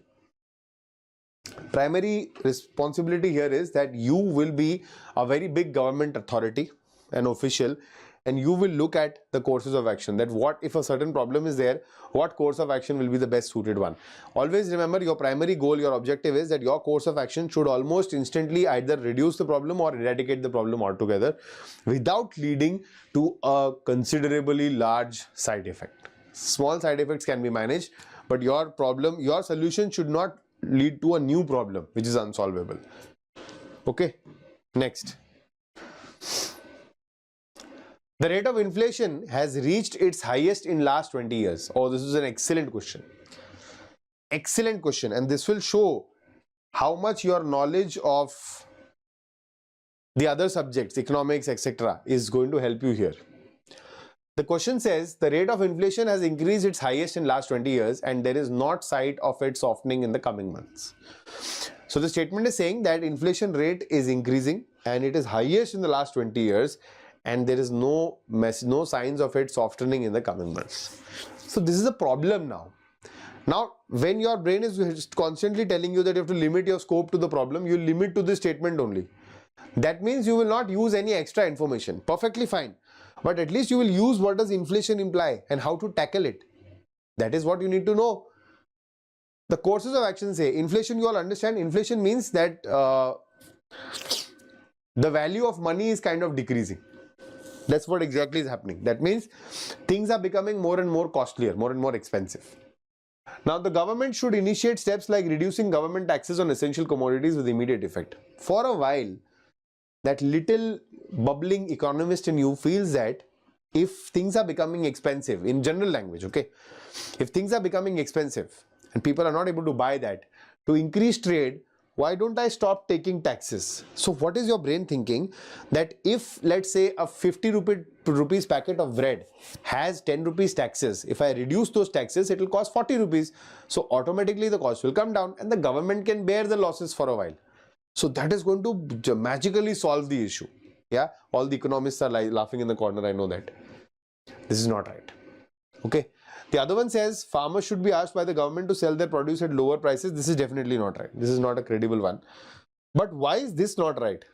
The reason being, when there is inflation, that means the prices of commodities are rising constantly. So what will happen is, if you supply a lot of cash in the market, by reducing the taxes, you are supplying cash, you are increasing liquidity in the market. So people will have more and more money at their dispense. So they will buy more and more products now because their purchasing power will increase. They will start holding and buying stuff. Okay. Once that happens, the cost may not come down, but the availability of money is more.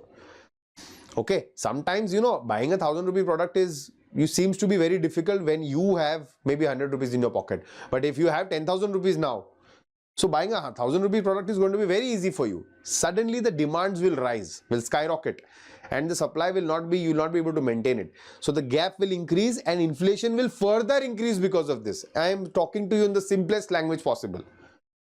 Simplest language possible. So if there is an inflation, you don't increase the cash flow in the market, you rather decrease it.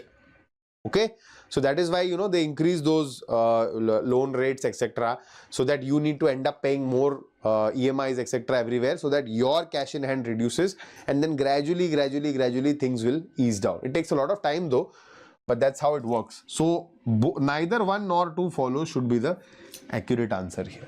This is one of the best questions I came across, in critical reasoning, and these are actual questions. I have not made them up. So that's the level of understanding and importance you need to have in your head for these questions. Excellent questions of critical reasoning. Next. There is a shortage of water in Delhi during summers. Okay. Course of action. 1. There should be more water conservation projects initiated by the government of Delhi. Now here you will think that, okay, this is not immediately solving the problem. That is not important. I don't want the problem to be solved tomorrow. But I want a credible solution which is going to significantly reduce the problem in upcoming time. But it should not be, by immediate we mean that it should not be that the problem solving is taking 10 years in itself. Then that's a lost case. Unless there is no other solution. Here, if we start more water conservation projects, gradually going forward, okay, instantly maybe the water shortage may not be solved, but gradually the shortage issues will reduce. So this is a good course of action, valid course of action, and you have to think from a government officer's perspective, a top-notch, a top brass officer's perspective. Course of action 2 says the government should encourage rainwater harvesting in all new and existing residential complexes. This is also right. Rainwater harvesting in residential and shopping commercial complexes is only going to increase the water table, increase the availability of fresh water for all of us. So that is going to benefit. Both of them are going to benefit. So both course of actions follow. Option A is the correct answer. Okay. Now we'll come to the no statement based critical reasoning. All these questions were from statement based critical reasoning. Now we'll move on to no statement based. So up until now, your scope was restricted till what was written in the statement, and you were thinking everything from the author's perspective, right? But under these topics where statements are not given, I mean, there is nothing as a statement. There are sentences provided for you to solve the question, but we don't call them statements. Anything with the category with the label statement and logical reasoning implies that it is unquestionable. It's always right. Even if it is logically flawed, you will consider it to be right. And then you will solve your question accordingly. Now here, your scope, your horizon widens. That means you have to utilize, you have to put to use your outside knowledge in these questions also, up to an extent, not too much. And I'll show you some questions today which are going to, blow your mind away. And SSC has asked those questions in the past, so it's not a joke. Cause and effect.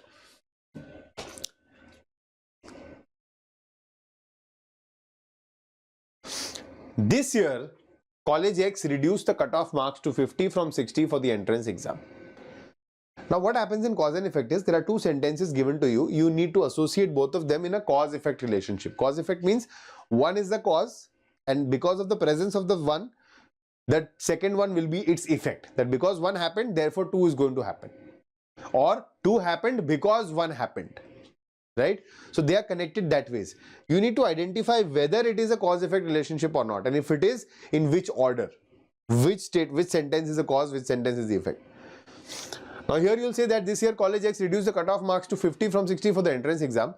Second one says in the last 2 years, the Students' Union in College X has been actively negotiating with the college administration regarding. Till here you will feel that okay, probably this is the cause. But quality of food and health and hygiene standards of the college canteen. This has got nothing to do with marks, cutoff marks being reduced. Though both of them are talking about the same setup, that is College X. But this is talking about cutoff marks being reduced. This is talking about Student Union talking about food and other products, other hygiene issues. So these two are not related to each other. They are not in a cause and effect relationship. How to check cause and effect? You will always read it with a because in between. Put a because in between, and if it makes sense, let's say I'm reading sentence 1 because sentence 2, and this makes sense. So then whatever is coming after because, that is closer to the cause, will be the cause, and whatever is coming before the because, that is away from the cause, is the effect. So statement 1 will be the effect, statement 2 will be its primary cause. You can use any conjunction you want, but I use because, and I advise my students to use because of the word cause in it. That will help you to relate better and get faster answers. You can use so that, and therefore, etc. But they will change the order. Be careful. Right? So what is the answer now? This is not the answer. But what about these? So in this case, I'll give you a brief. I've explained that to you in my theory classes already, but I'll give you a brief here. 99% of your cases, if they are not in a cause-effect relationship, they are going to be both are effects of the independent causes. Okay, if your causes are related to, if your sentences are related to each other, if they're both talking about food, then you could have considered them to be effects of the same cause. But they are both of college X, but they're talking about different entities. So option C is the correct answer. Okay. Next, mango production has reduced by half as compared to last year. Price of market has risen up. So if you read A because B, it does not make sense. That mango production has reduced because price of mangoes has increased. Why will mango production reduce if the price increases? But vice versa is true. Price increases if product comes down, production comes down. So if you put it because in this order, just read it once again.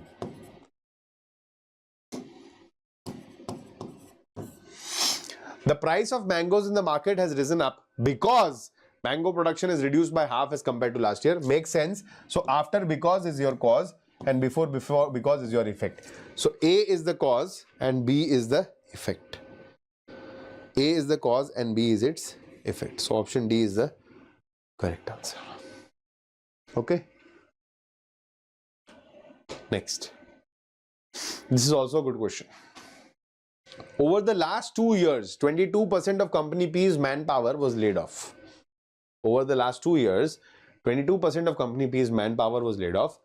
And over the past 2 years, company P has sold off many of their major assets. Now you will try to link it with because. Read it. Over the last 2 years, 22% of company P's manpower was laid off because over the past 2 years, company P has sold off many of their major assets. No. And vice versa. Over the past 2 years, company P has sold off many of their major assets because over the last 2 years, they have fired off 22% manpower. That slightly in your head will make sense, but that is not right. Firing just 20% of the company will not make you sell major assets. Assets are not only movable, they are also immovable assets. The company may own big factories, and if they are doing away with everything, it has got nothing to do with 20% people being laid off. So these are not my answers. Now, if you understand, if you go to the depth of it, you will understand that both of them are somewhat related to each other. And what is the relation? Try to find out the relation. The relation is that company P is probably going through a bad financial phase. So it has to let go of people and it also has to sell off some of its assets. So that makes them both to be effects of a common cause. Okay, they are effects of a common cause. But they are never going to be independent causes. Only in 1% cases will they ever be independent causes. Otherwise, they are always effects. Even if they are not related to each other with because, they will still be considered effects of a common cause or the same cause or different causes. But they will never be independent causes themselves unless it's a universal truth that they will lead to some other event. Otherwise, everything is a cause for everything. So labeling them as a cause is useless. Right? So option A is the correct answer. Next, assertion reason. Now you'll understand why extra knowledge is required for these questions. Deforestation, assertion reason. For what do you have to check here? You have to check the credibility of these sentences. One sentence is labeled as an assertion, that is a fact. Reason is the explanation of the fact, possible explanation. What you have to do is you have to read the assertion, read the reason, first establish whether they are both correct or not. And if they are correct, the second thing you need to establish is whether R explains A completely or not. And accordingly, you will choose your options. So deforestation is undesirable because of its heavy impact on soil erosion. Assertion is right. Okay. So both A and R are false, will not be true. Erosion of soil from the surface due to heavy and intense precipitation is accelerated due to cutting of trees on a mass scale. This is also right. Okay, so this is also incorrect. So A and R both are true. Now you have to ask yourself whether R explains A. So read it again. Deforestation is undesirable because of its heavy impact on soil erosion and erosion of soil. Now why is that? Why does deforestation impact soil erosion? Because erosion of soil from the surface due to heavy and intense precipitation is accelerated due to cutting of trees on a mass scale. Does it explain it? Yes, it does. So both A and R are true and R is the correct explanation of A. Option B is the clear answer here.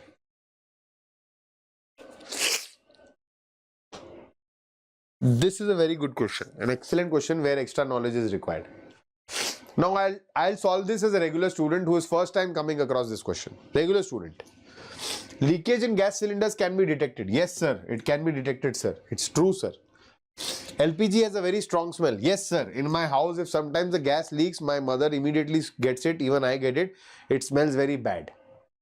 So LPG has a smell. And I think, sir, that is why the leakage can be detected. Sir, both are true and it's a relevant explanation. Sir, option C is the right answer. And you'll come back home very happy. Very easy question. SSC, what reasoning was very easy. Unnecessary they are, talking a lot about it. There's nothing very special about this. So easy, so easy. And then you end up getting the incorrect score. Incorrect for this particular question. Why? Because you did not understand the exercise. The leakage in gas cylinders can be detected. That's right. That's absolutely correct. You can detect it. Okay, even at your home, if you see, the primary reason of detecting, the primary way of detecting a gas leakage is that smell which you can see as soon as, which you can smell, which you can, get as soon as there is some sort of a leakage which is there. But LPG has a very strong smell. That's not true. Liquefied petroleum gas is odorless. It's odorless, it's colorless. Then what is that smell do we get? So primarily, I'll just give you a brief thing here. When LPG cylinders were being started, when they started, nobody thought of this. This is a gas, a compressed gas in a very small space, a lot of gas which is compressed in a very small tank. And earlier they also used to have propane tanks and all, a single tank, small tank with a lot of propane inside it. So yeah, then leakages were common. So there used to be some sort of a pipe issue or whatever, and there used to be leakage. And then there used to be contact with oxygen, contact with the spark of light, and there used to be blasts. Big blasts. So now the problem was, how do we detect a leak?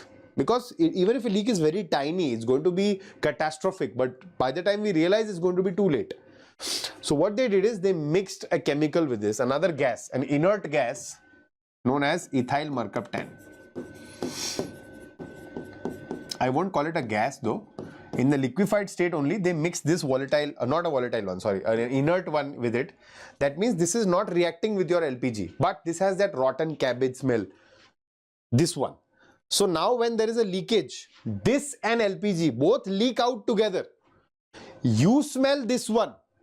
You smell this one and you realize that there is some sort of a gas leakage. So you switch it off, you open all the doors and windows, and a big, mishappening can be prevented.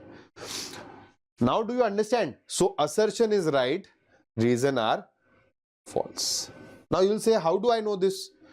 How do I know this? So this is expected of you from your GK, GS. For the same exam you are preparing for GK, GS, so this is expected from you. Got it? Now we'll move on to the last topic, which is decision making. Then we'll be done for the day. Now decision making, like this also they have started asking.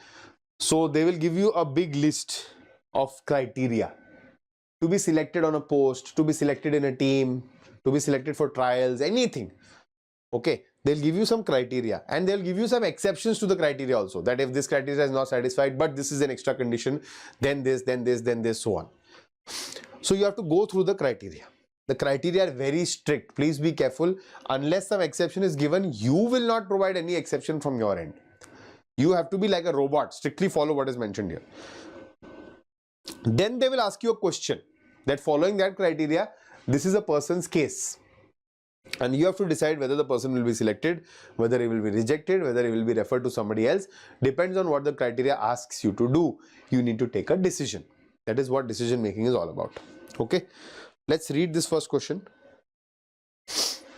So the following qualifications are for a certain post in a reputed firm. The candidate must be an engineering graduate. So he has to be an engineering graduate with at least 55% marks. So greater than equal to 55%. Cannot be less than 55%. He has to have minimum 55% and above. Okay. Be not less than 21 years.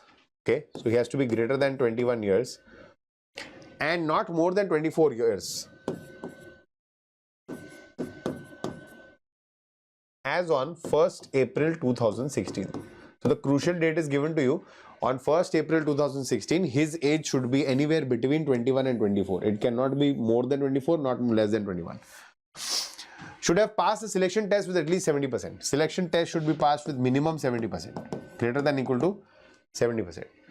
And he should be willing to pay a deposit of 50,000 50,000 deposit is required, which will be refunded on completion of the training. So these are the 4 criteria which are required for the person to be selected. If they are four of them are satisfied, he is done, otherwise not. But they have provided exceptions to you. What are the exceptions? Exception number 1 is A. However, if a candidate fulfills all mentioned criteria except A, that means he has to fulfill B, C and D, but he is not fulfilling A. That means he is in this age group, he has secured more than 70% in the selection test and he has the 50,000 deposit, but he is probably not in this score range. Then what can be done is, then he has to have appeared for the last semester exam and has obtained an average of 65% in the first 7 semesters. If that is the case, then his case will be referred to the VP. So that is how you will choose your option. And there is another exception. If everything is satisfied, that is A, B and C is satisfied, but D is not satisfied, that means he does not have 50k with him. So then he should be willing to pay 25,000 and should have obtained 65% marks on his engineering degree. Then this will also be modified. So if you don't have 50,000, you should have 25,000, but then this criteria will make it 65%. That means you should be a better student then. Okay. Then the case will be referred to the general manager. So you have to understand the complete criteria and you have to be very strictly, you have to strictly adhere to it. Now read the question. Abhiram is an IT engineer. Abhiram is an IT engineer, passed out in 2015 with 52% marks. Okay, he is an engineering graduate, but this is a problem. But we still have an option, so we'll keep reading. He has cleared the selection test with 66% marks. Now I have to learn one thing here. See, if you read the exceptions, exception was only for A and D, correct? It was never for B and C. So B and C are strict criteria. Strict criteria means if you fulfill, okay. If you don't fulfill, rejected. Then I don't care about the other exceptions. So technically they had exceptions for A and D, right? But nothing for B and C. So age criteria was very important and selection test was very important. And greater than equal to 70% in selection test was important. He has passed the selection test with 66% marks. So technically I have nothing to say here. He is going to be rejected.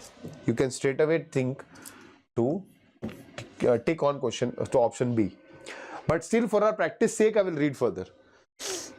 He can pay the deposit money of 50,000 and date of birth is 15 September 1994. So 50,000 is there. Date of birth is 15 September 1994. So you'll compare it with this 15 September 1994. There should be a rough comparison. Okay. 16 years from 2000 and 6 years is approximately 22 years. Correct? 6 years and 16 years approximately 22 years and roughly 21 point something. So it is in this bracket range also. It is in this bracket range also, right? So age is also not a problem. The only issue is with this, so then it is gone. Now the answer is he will not be selected and that is what is the exactly correct answer. But you didn't have to do it till here. You understood before only that this is a criteria which was a strict criteria has been flouted, hence he will not be selected. Got it? Next one. This is also from decision making. Last question for today.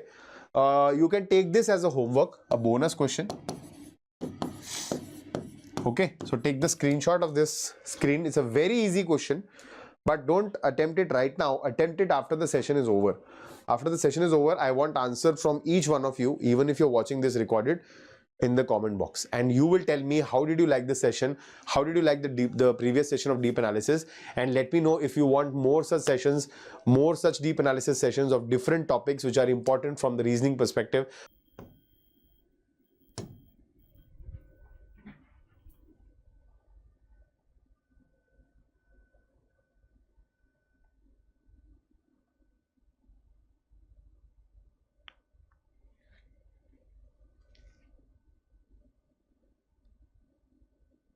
So you have to give a quick glance to the series as well.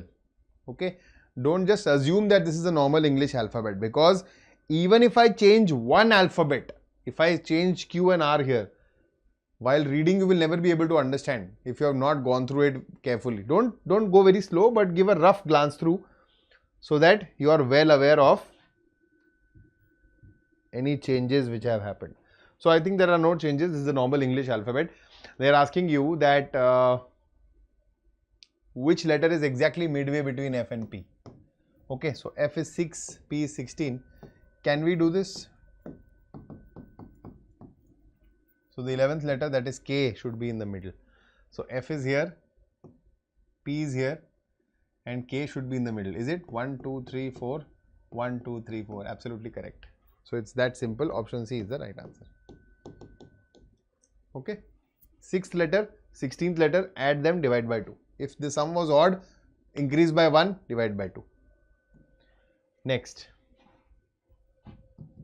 There are some very interesting questions here also.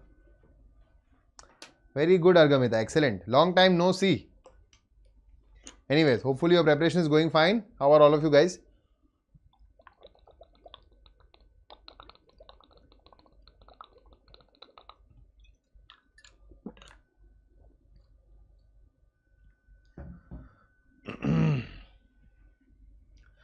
Okay, see, this one is actually pretty interesting. Now here, for 6 and 600, one thing comes to your mind is that this is somewhere being multiplied by 100 probably. 100, 101 something. But that is not happening here. Okay. What you can do is, if you look at this number carefully, sometimes I have actually made my students, you know, when I ask you to write the special number series, I ask you to write all these numbers also, 2n cube, 3n cube, so that you know. Okay. And if you know, then you know that 216 multiplied by 3 is equal to 648, which is very close to this. Okay, if in the special numbers list you had this, you would know this instantly. Correct, Argamita, very good. So what is the logic happening here is 6 cube is being multiplied by 3 and we are subtracting 2 from it to get 646.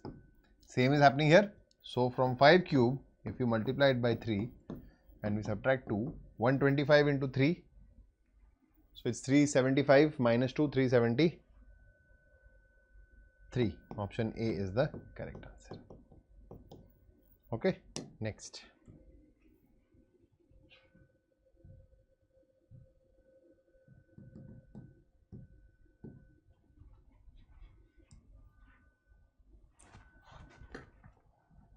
Sure, no problem, Argita. I was just kidding.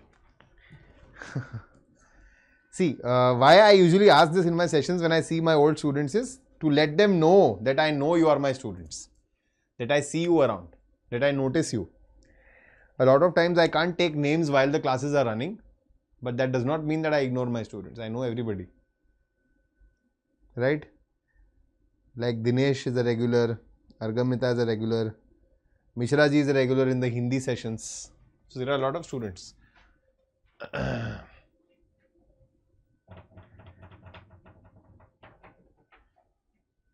6 children playing Ludo, namely 1, 2, 3, 4, 5 and 6. Okay, 1 and 5 are brothers. So 1 and 5 are brothers. 6 is the sister of 5. 6 is the sister of 5. 3 is the only son of one's father's brother. One's father's brothers. Only son is 3. And 2 and 4 are daughters of the only brother of 3's father. How is 4 related to 1? Sister. Array.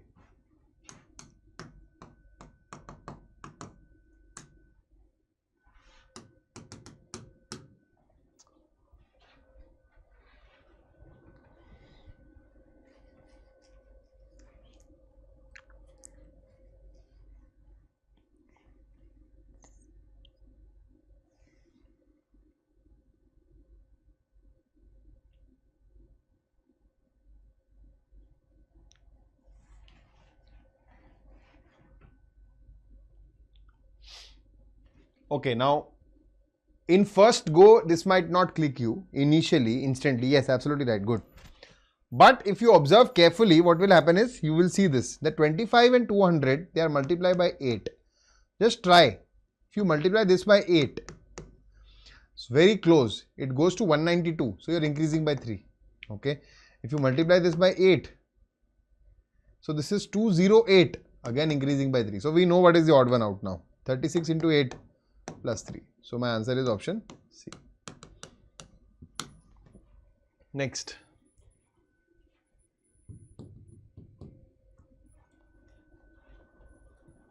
Correct.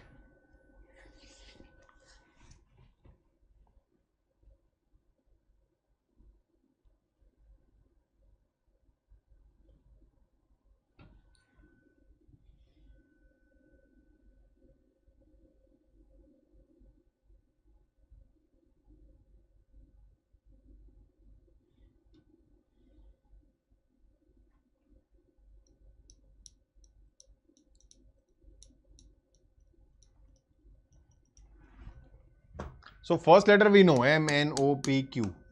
Okay. Second is 16 plus 2, 18 plus 2, 20 plus 2, 22 plus 2. So that's 24x. Okay. Now the next is 11, 12, 13, 14, 15. QXO. QXO, we have only one option, that is option A.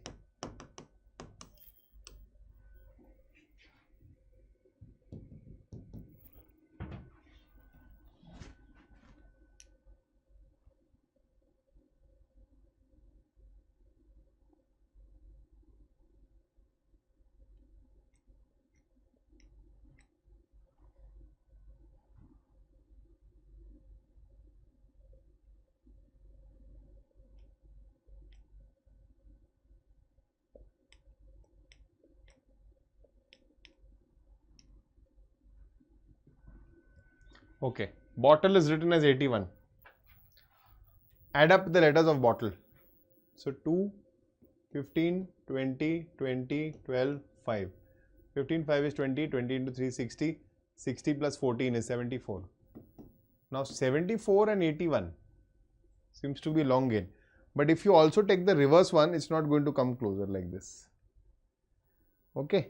And 74 plus 7 is giving me my 81. Okay, let's come back to the person. So this is 16, 5, 18, 19, 15, 14. So this is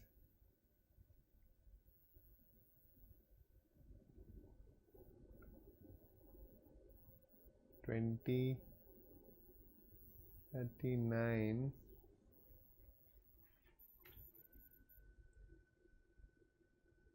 57, 87, right? 87 plus 30. No, this is not making sense. Oh yes, it is. Got it.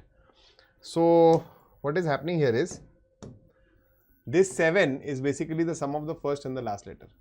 This 30 is basically the sum of the first and the last letter.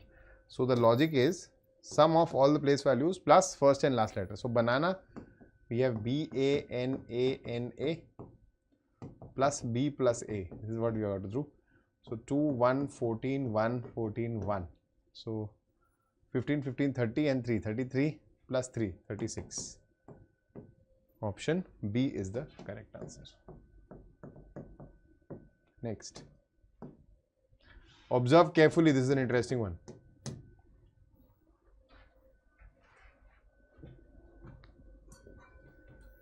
Yeah, it's okay, it's okay. Happens. Happens to the best of us.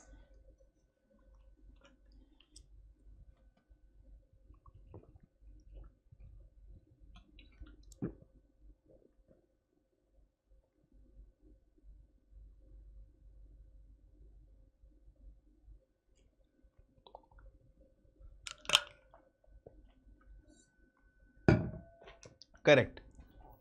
So the figure is here. Just careful observation will give us our answers. It's right here. Rotation is not allowed. Option A is the correct answer.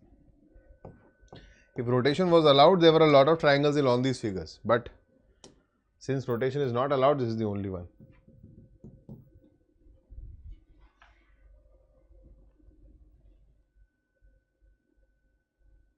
This is a verbal question. Don't pick up the pens, just verbally try to solve this.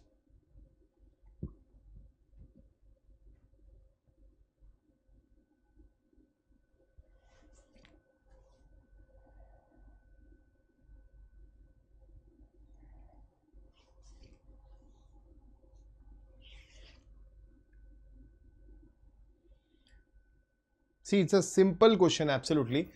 Verbally, if you see, Chanchal was 8th from the front, Prince was 11th from the back. Now the moment they switch places, so Chanchal is 11th from the back basically, and now Chanchal is 22nd from the front.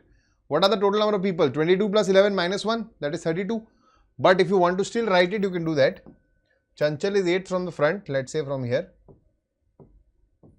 And this guy is 11th from the back. Who? What's the name? Prince. And now they both change position. So Chanchal is here now and Prince is here. And this guy has now become 22nd from the front. So what is the total? 11 plus 22 minus 1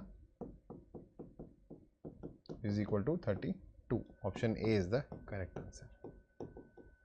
Okay.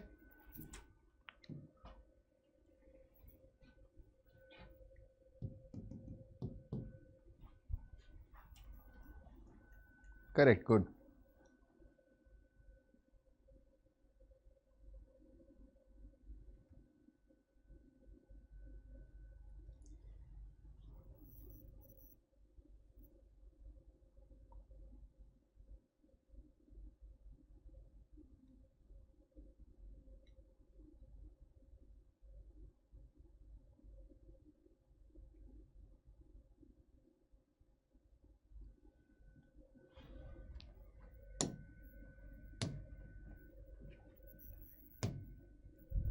Okay, look for movement patterns.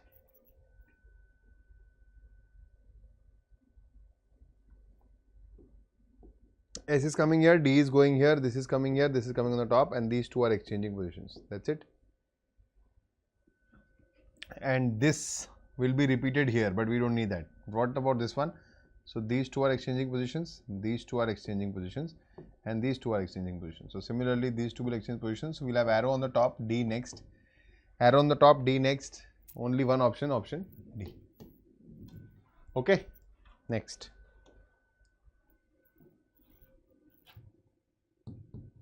Extremely easy. This particular question also can be done verbally. If you observe carefully, you will get your answer. Correct, very good.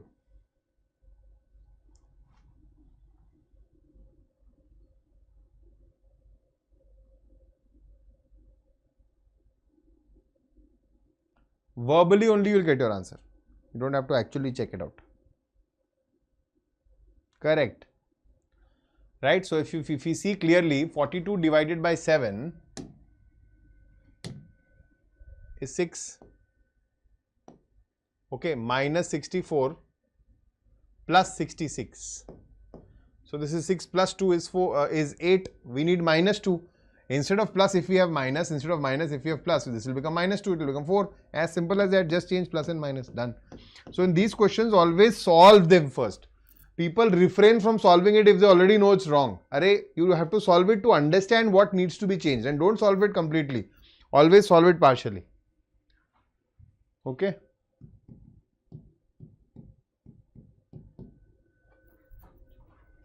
Mirror image. Mirror is held on the right side, be careful.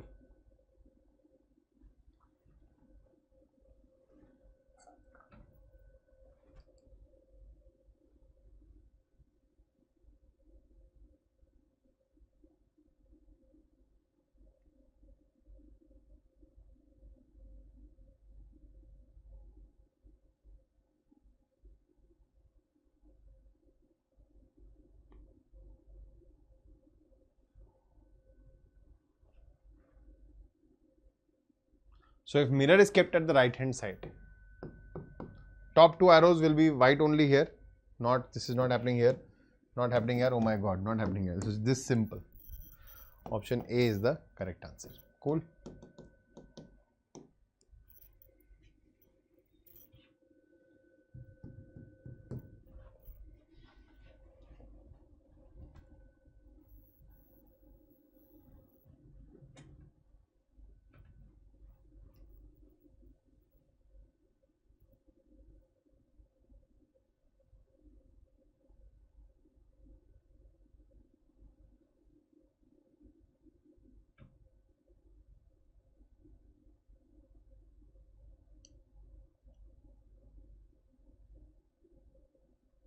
So which given figures are possible? Okay, which given figures are possible? So we'll see U is opposite to I, A is opposite to Z, and E is opposite to O. right? Now ZIO can be formed. So A can be formed. If A can be formed, this is gone, this is gone. With A, C can definitely be formed. Just check for D now. Just check for D. So B cannot be formed, C can be formed. Just check for D. IUO. IUO cannot be formed. So only option A is the correct answer. Cool. Next.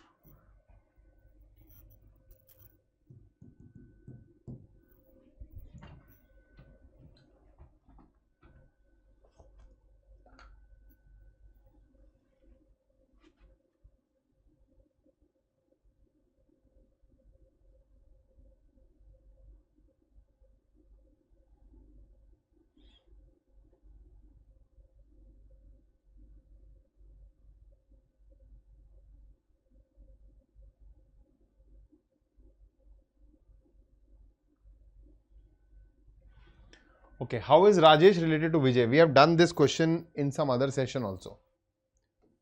Okay, how is Rajesh related to Vijay? So Rajesh is the only son of Vijay's mother-in-law. See, observe carefully, okay? So Vijay's spouse, Vijay's mother-in-law. Rajesh is the only son of Vijay's mother-in-law. So probably this can be Rajesh. So Vijay can be his wife, or Vijay can be the husband. Vijay can be married to his wife. This is Vijay's mother-in-law, and Rajesh is the only son. Now there are two possibilities here.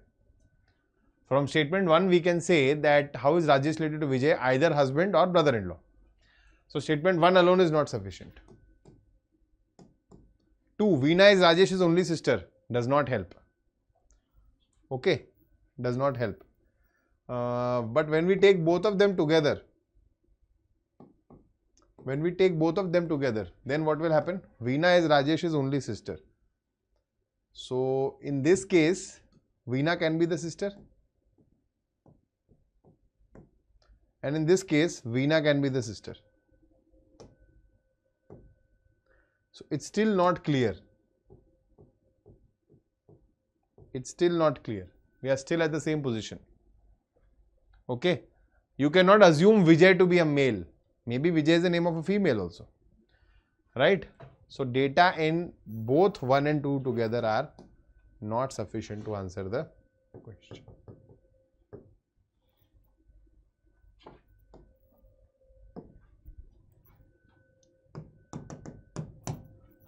Pattern completion. Correct, absolutely right.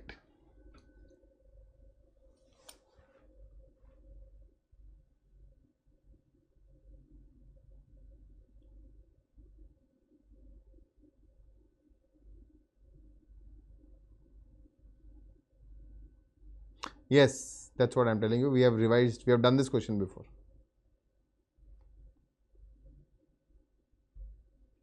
So here, this is the mirror image. Okay. So for mirror image of this, water image I mean, longer arrow on the top, smaller arrow at the bottom. So only happening here. So this is the correct answer.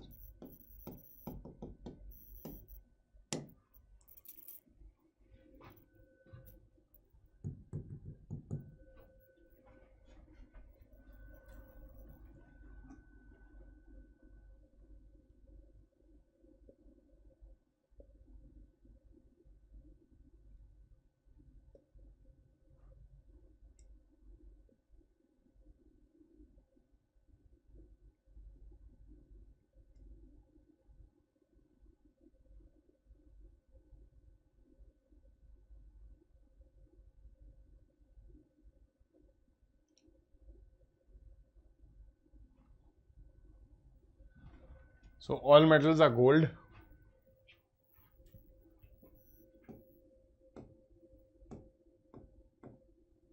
All jewelry are gold. All gold are ornaments. Some ornaments are jewelry, absolutely right. Some metals are jewelry, not at all.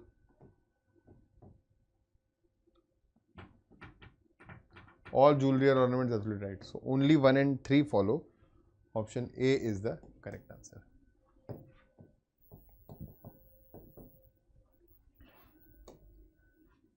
If I had written some metals as jewelry is a possibility, then it would have been right.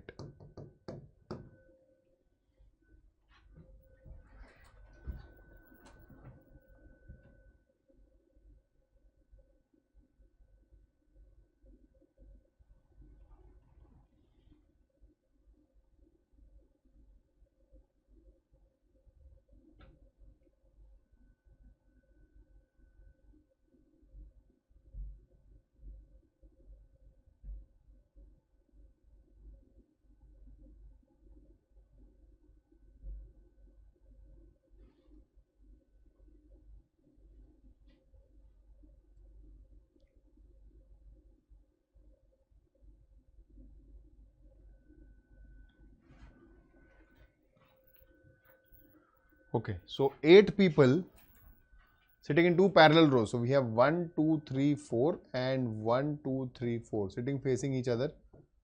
So that's how this is. B, C, D, E sit in the same row facing south. So B, C, D, E sit here. And the other 4 are H, I, J, K. H, I, J, K. Cool. C sits at the extreme left end of the row. So extreme left end is this. C sits, oh God. C sits here. Exactly opposite I. H sits to immediate left of I. K sits at the extreme left end of their row and is exactly opposite D. B sits between D and E. Simple. Who sits exactly opposite H? E. Option A is the right answer. Easy question.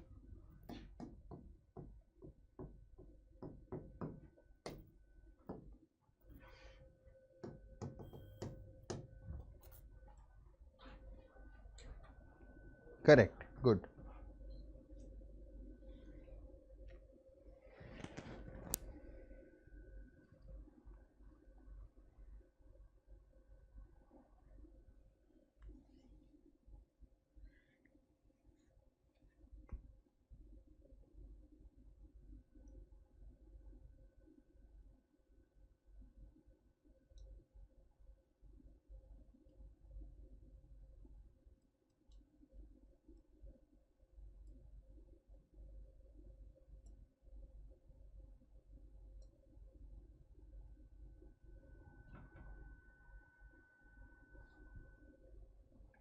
Okay, correct. So there can be various ways to this. What is being done is that you can divide 441 by 63. So you get 7. You multiply this by 7 to get 49. You divide 14 by 14. You get 7. You multiply this by, you get 1. Multiply this by 7. You get 7. So you can pick up anyway. Either you can divide 14 by 7. You get 2. You multiply that by 7. You will get this. That also can be done, not a problem. So you multiply 56 by 28, you get 2. And you multiply this by 7, you will get 14. So option B is the one which follows the given set.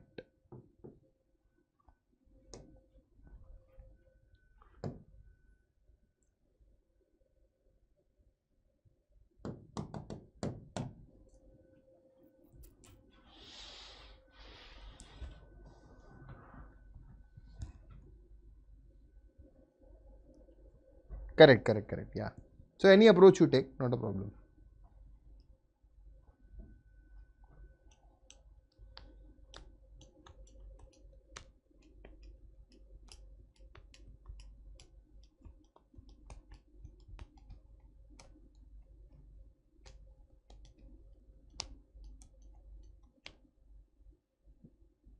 HMDP and KHTZ. Then which of the following option is not correct? H is greater than D. H is greater than D, it's correct. Z is less than H, absolutely correct. P is less than M. P is less than M, yes. Z is greater than K, no, Z is less than K. So option D is my correct answer. See, technically we didn't even have to join the expressions. A lot of us just join it right away. Always look at the options whether you need to join or not. Okay. So that's it for today. We'll end the session here. And remember, do subscribe to the channel if you are new. And if you have started your preparation, hopefully you have, for your SSC CGL Tier 1 session, I'll just put the timer here.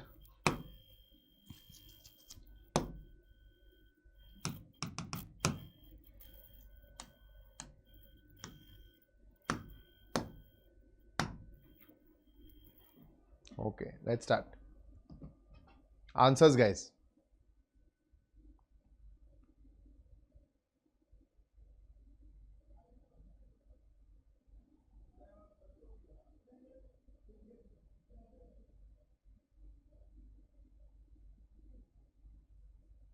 Pretty easy, correct. So what is exactly happening here? The first number is being multiplied by 2 and then 2 is being subtracted. So this would have been 86 minus 2, 84. This is 42 minus 2, 40. This is 38 minus 2, 36. But this is not following the answer. So option C is the correct answer. This is 15 square minus 15. So you should also know what this is following.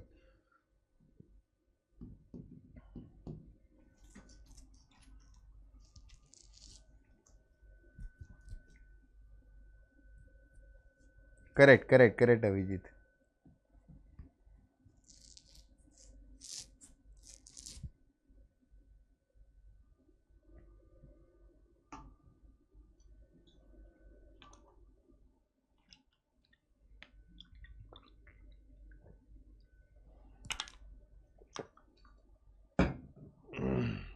Okay, so 6 houses are there situated in a colony. D is 60 meters south of E.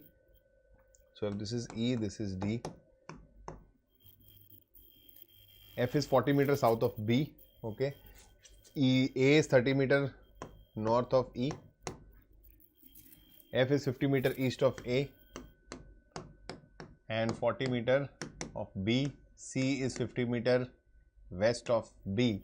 So they are asking you position of C with reference to A. It is 40 meters in the north. I think we have done a similar question yesterday also. Same question rather. Okay, but maybe it's a different mix, so it's here.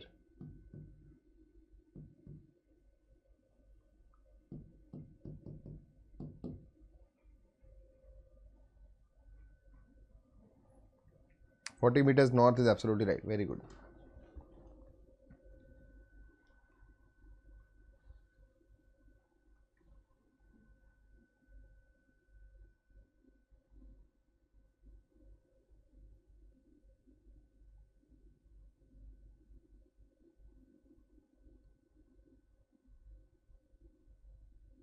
So now Preeti is telling Kajol that your mothers, so this is Kajol's mothers, okay, father's own son is my husband. So we'll start with Preeti only. So Preeti's husband is Kajol's mother's father's son. So this is Kajol's mother's father, son. So this is Kajol's mother and this is Kajol, correct? Okay, your mother's father's only son is my husband. How is Preeti related to Kajol? She will be aunt. Option D is the correct answer. Cool? Easy? Next. Mausi? No, not Mausi. Mausi will not be right. This technically should be Mami. If you want to go in Hindi, it's Mami. Okay? Yes, but maternal aunt is right. Oh, this does not deserve 30 seconds, guys. Come on. 20 is enough for this.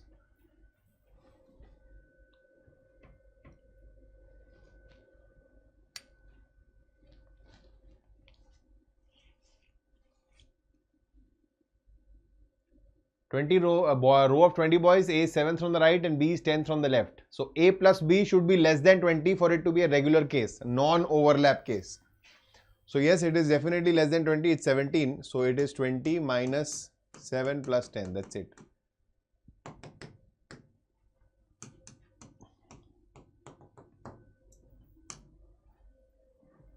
Very good, excellent, good job.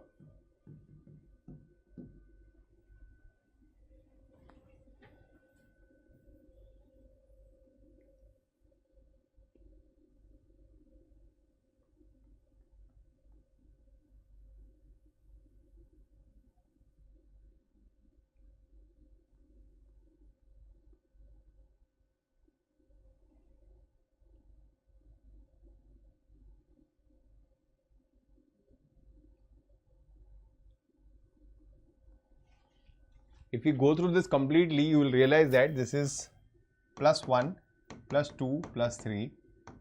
So this is E, D, S, and then it is again plus 1, plus 2, plus 3.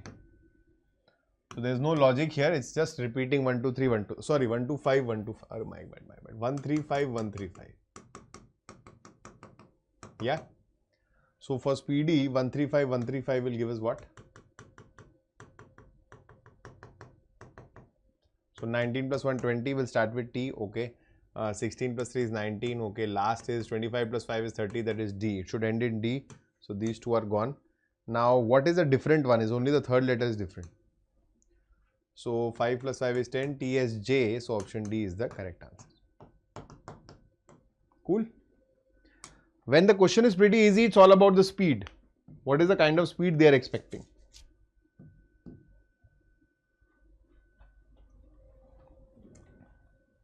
Correct.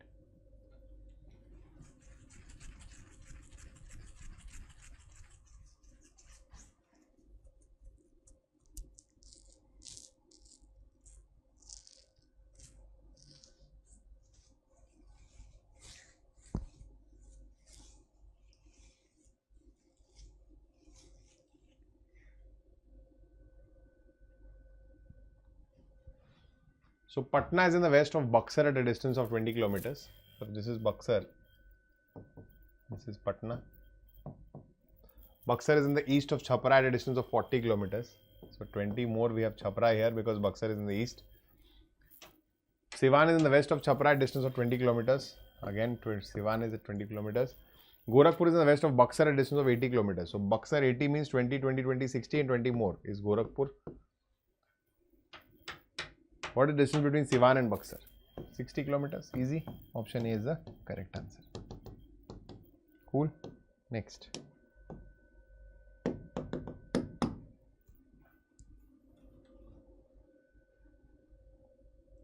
Good. Very good.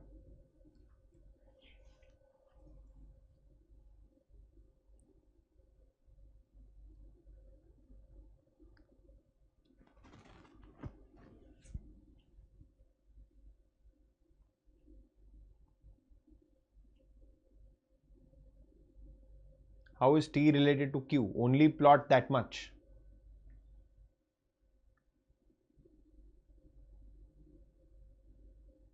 Only plot this much. Now why we'll plot one step more? Because to get the gender of T, otherwise we'll not be able to find that. So Q divided by R, Q is the father of R. R into T, R is the mother of T. And T minus S, T is the sister of S. Now they're asking you what is T related to Q? It's a granddaughter. Option B is the correct answer. Okay, next. I'll give you 40 seconds for this.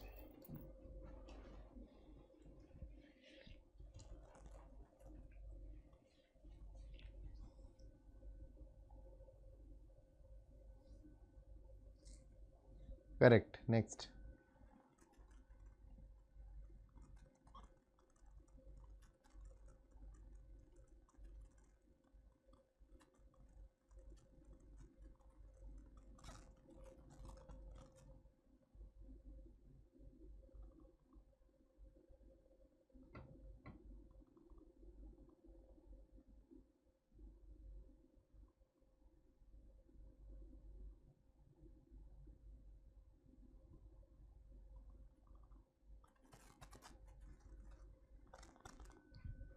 Okay, 6 friends sitting in a circle with their backs towards the center.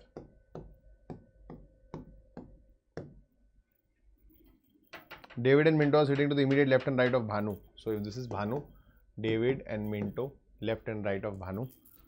John is not sitting to the immediate left of David. Okay. Nissan is sitting third to the right of Bhanu. Bhanu 1, 2, 3. And John is here. That means, so who is left? Krita. The question is, straight away come to the question. Who is sitting second to the left of Bhanu? 1, 2, Krita. Option B is the right answer, guys. Okay. Those who give John, forget to mention the arrow. They were facing outwards, not inwards.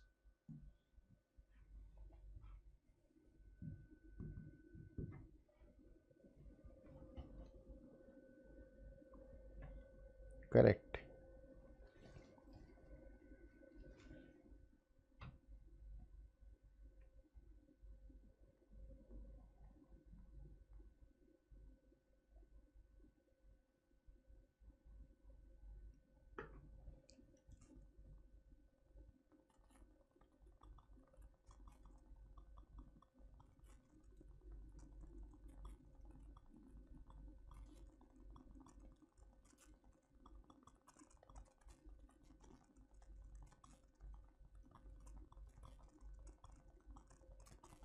Okay, no problem. Don't be sorry, absolutely never be sorry. It's okay. Mistakes are paramount. You need to make them. 1, 2, 3, 4, 5, 6, 7, 8. North facing restaurants. And S is second to the left of T. So T second left is S. W is third to the left of P. So P, 1, 2, W. T is between P and V. Okay. So we can have W dash, no, WTV, sorry, WVTP, or we can have, but in that case, this will not be possible. So PTV and we have TPS. Cool. So this is 336 already. S is third to the left of W. Already knew that. W is the immediate right of U. R is third to the right of P. Done. So only one person left, that is U. No. Q. The question is, who is sitting 4 to the right of S? 1, 2, 3, 4. R. Option C is the right answer. Next.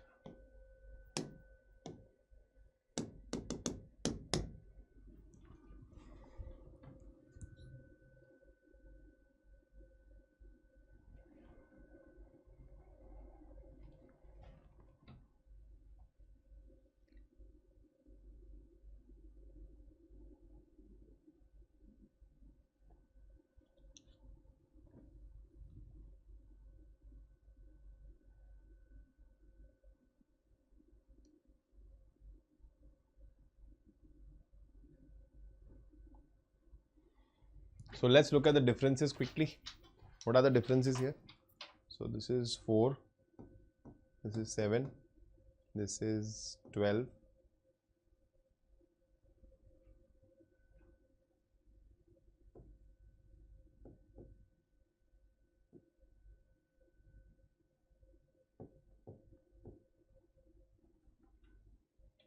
I think it's pretty visible now. What is the difference of difference? It's 3, 5, 7, 11, so 13, this is 43, and 17, this is 60, correct? So the next one will be 19, this is 79,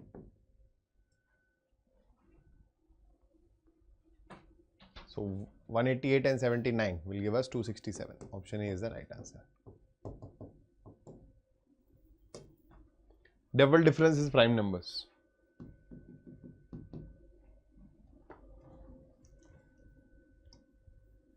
Correct, very good.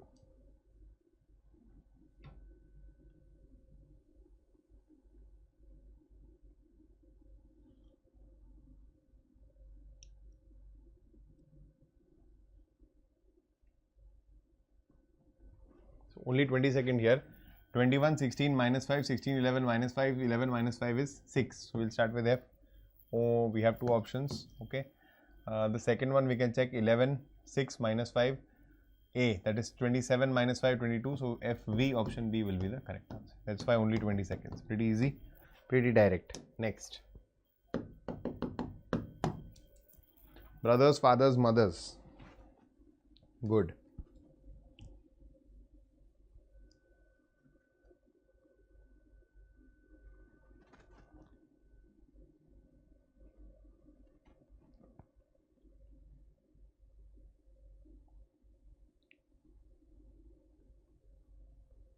Option A will be the correct answer here because some brothers are fathers but they are not related to mothers at all. So option A is the absolute correct answer. no rocket science. Next.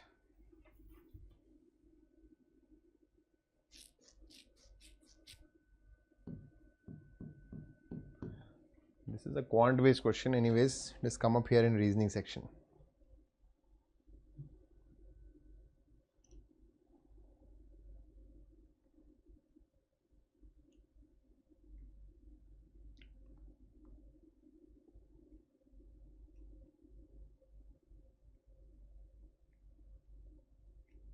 So it's a simple quant question actually. They sometimes, they don't do it very often now, but up until 2020 they used to do it. They used to put one or two questions of simple quantitative aptitude, arithmetic portion into reasoning section, and they used to call it arithmetic reasoning. Yeah, and this is very simple. You can apply, solve this directly by allegation. So average score of Mithali before the start of a women's national series was 45. Okay, and in the women's national series of 10 matches, her total score was 500. So what was the average? 500 divided by 10, that is 50. We need to find her total average. So let that be X. Right? Total number of matches played by her till date. And this is no, okay, sorry. This average is given to us. 47.5. These are the number of matches we need to find out, and this is 10. Cool. So this is 2.5, this is also 2.5, so 1:1. That means X is equal to 10. What is the total number of matches? 10 plus 10, that is 20. Option B is the correct answer. Cool? Not difficult, I mean pretty easy. So sometimes they do put simple arithmetic questions which they don't want to put in the quant section and waste your time there, because there they can ask you bigger, more deeper questions. So they do that.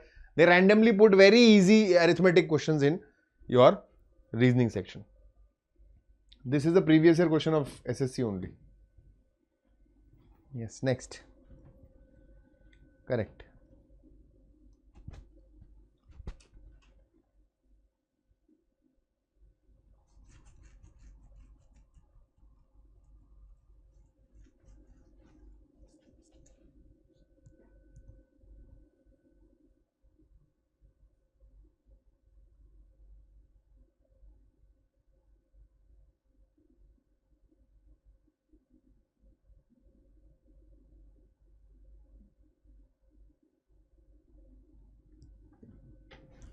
Okay, 118, L denotes plus, so plus 16, J denotes divide, K denotes minus 72, J denotes into 2, L denotes plus 28 plus 39, J denotes into. Okay, so this is 4, this is 144, 28, 39 into 3. So this is 120 minus 3, this is 117, right?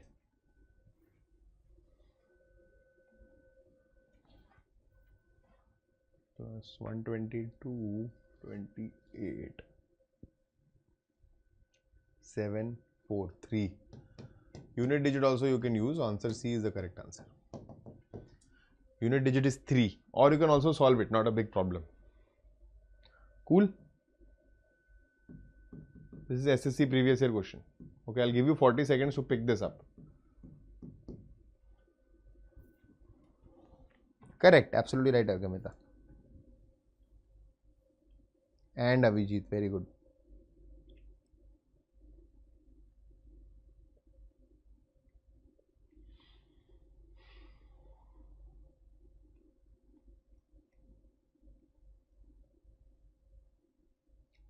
Why are you guys losing enthusiasm? Where is everybody? Don't drop the session in between.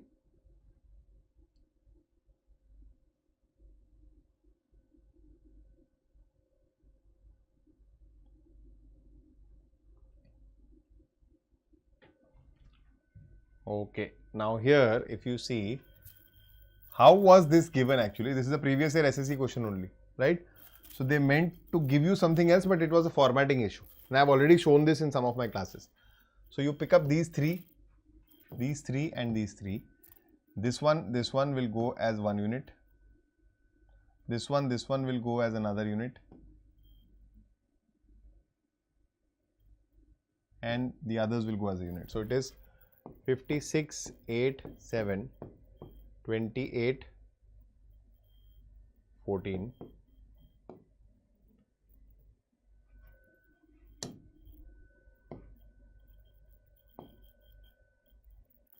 then we have 65, 8, 18, 54, 13, and similarly we have 84, 8, 32, 12. This is the question. Now what is this? If you divide these two, you will get 4. If you divide these two, you will get 4, and if you add both of them, you will get 8. Divide these two, you will get 3. Divide these two, you will get 5. Add both of them, you will get 8. Divide these two, you will get 4. Divide these two, you will get 7. Add both of them, you will get 11. So option B is the correct answer. Format mismatch, that's what had happened that year, and this happened at almost all the shifts. Correct, very good.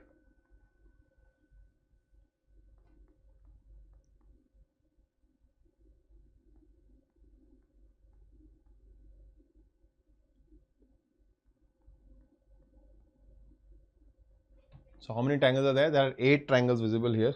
Pretty easy. So you can see 1, 2, 3, 4, 5, 6, 7, 8. Easy. Nothing else.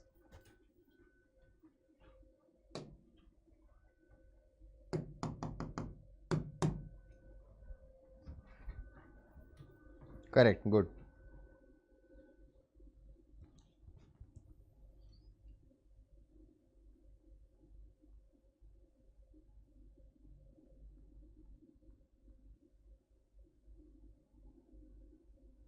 I have done this question also previously with you.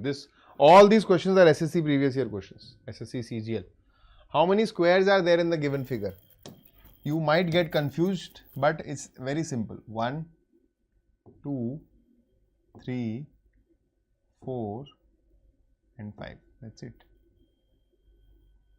So 5 of them in total, which is option D.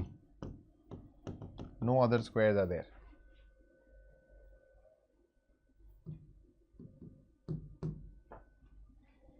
Opposite to 16, it's that simple. 20 seconds is too much for this.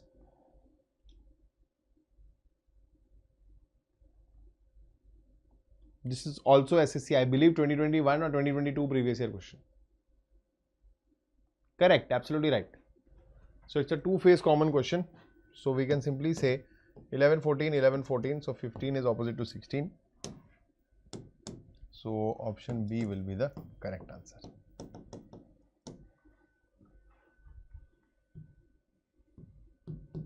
You 10 seconds only now. Opposite to 1 having 3. Instantly you can pick up your answers. Instantly. Correct. All SSC previous year questions, guys. Easy. So we have begun with it today. I'll try to improve the mix next time onwards. Actually, I've just picked up a few shifts and the mix has come out to be very easy. What is opposite to 3? So in these cases, when the number is not there, the one which is common in both the faces will always be your answer. This is how you will instantly find your answer. So that is why I told you 10 seconds were enough. But otherwise, ideally what is happening is, if you observe in the figure, 4 is the common face. So we have 4 adjacent figures to it, 1, 2, 6 and 5. From the options, we can clearly see 3 is the only one which is not opposite to 4. And which one is opposite to 3? It is option 4. Just erase this and make it something else, no?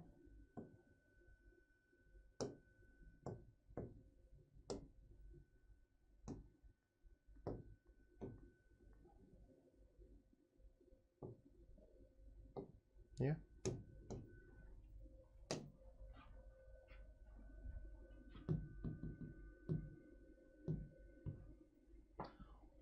Water image of 725. At what time will the hand show a water image of 725? This time the water image is given, you need to find the actual time.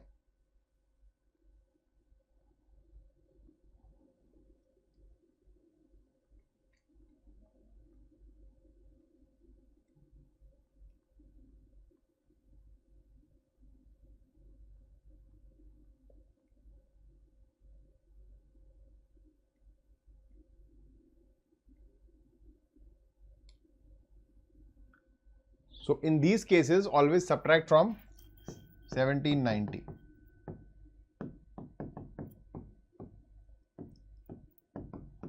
$1065 is not possible, so put the 60 here, it will become 1105. Easy. Option D is the correct answer.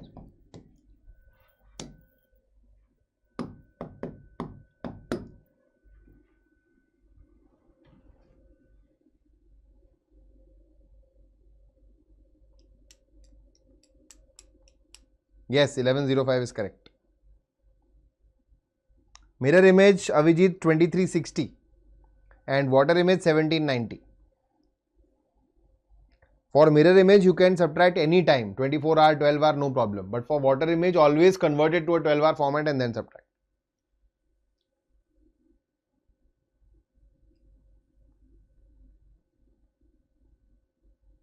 Yes, anybody for this question?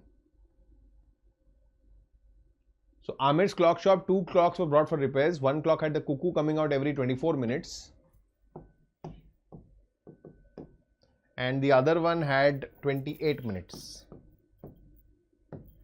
They both came out at 10 in the morning. When will they come out next? This is not a clock based question. This is actually another simple arithmetic question from LCM. You just need to find the LCM. If they have come out together at 10 AM in the morning, the next time they are not going to come out in 24, obviously, because this will not be able to come out. They will not come out in 28 because this would already have come out and 4 minutes later this will come out. So the next time has to be greater than both of them, and that is only the LCM. LCM is greater than the two numbers. So what is the LCM of 24 and 28?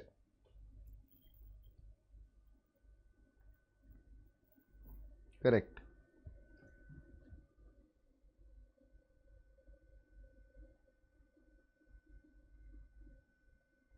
So LCM is 168 and 168 is 120 plus 48. That is 2 hours 48 minutes after 10 AM, which makes it 12:48 PM. Option B is the correct answer. Cool. Next.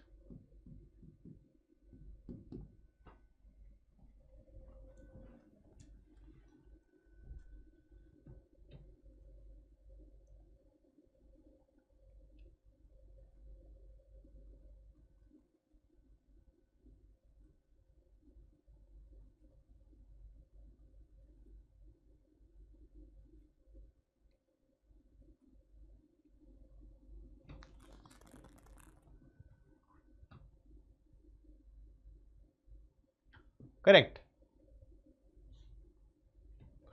So if 31st December 2009 was a Thursday, we can simply say that 31st December 2010 will be a Friday, and we need 25th December 2010. So we are just talking about 6 days before this. So Friday minus 6 will give us Saturday. Option C is the correct answer.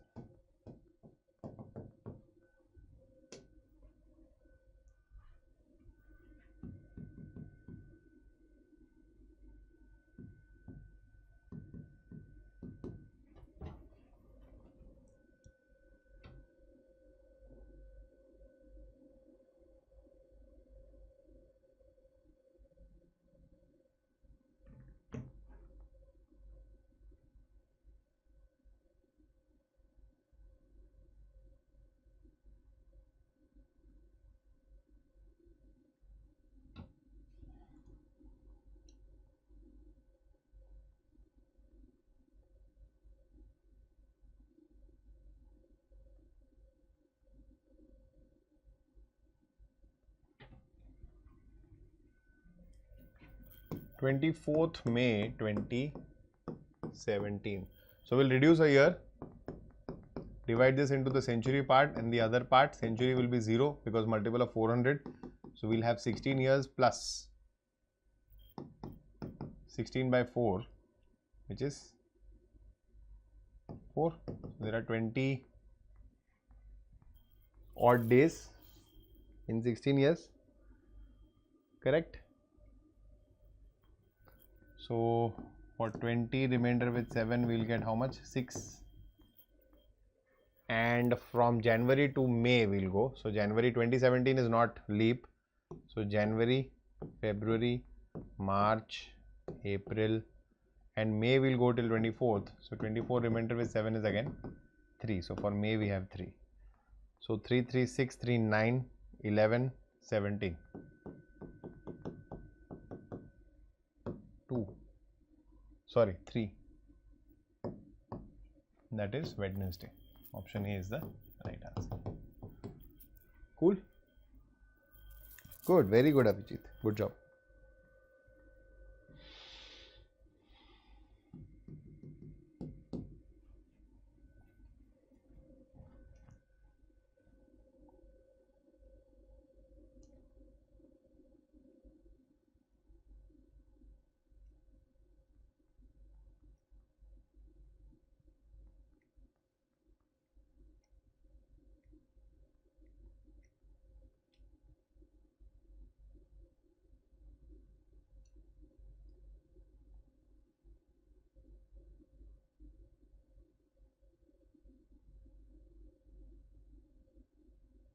So we'll flip this. This is nothing but analogy. So this is being flipped by 180 degrees.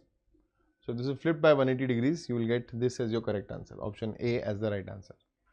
It is not mirror image. It is not water image. It's just being flipped 180 degrees. Yeah, water image you can call it.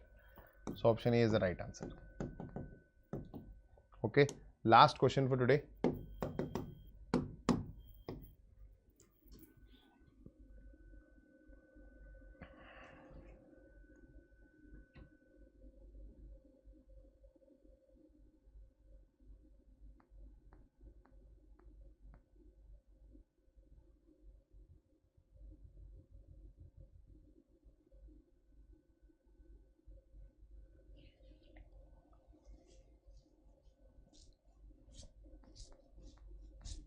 Pretty easy statement conclusion based question. So if all hill stations have an echo point and P is a hill station, P definitely has an echo point. We can conclude that from here. But places other than hill stations do not have echo point. We cannot say that. This is obversion of 1, which is not true.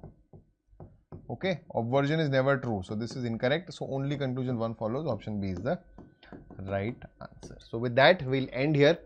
Right? Put your scores right away.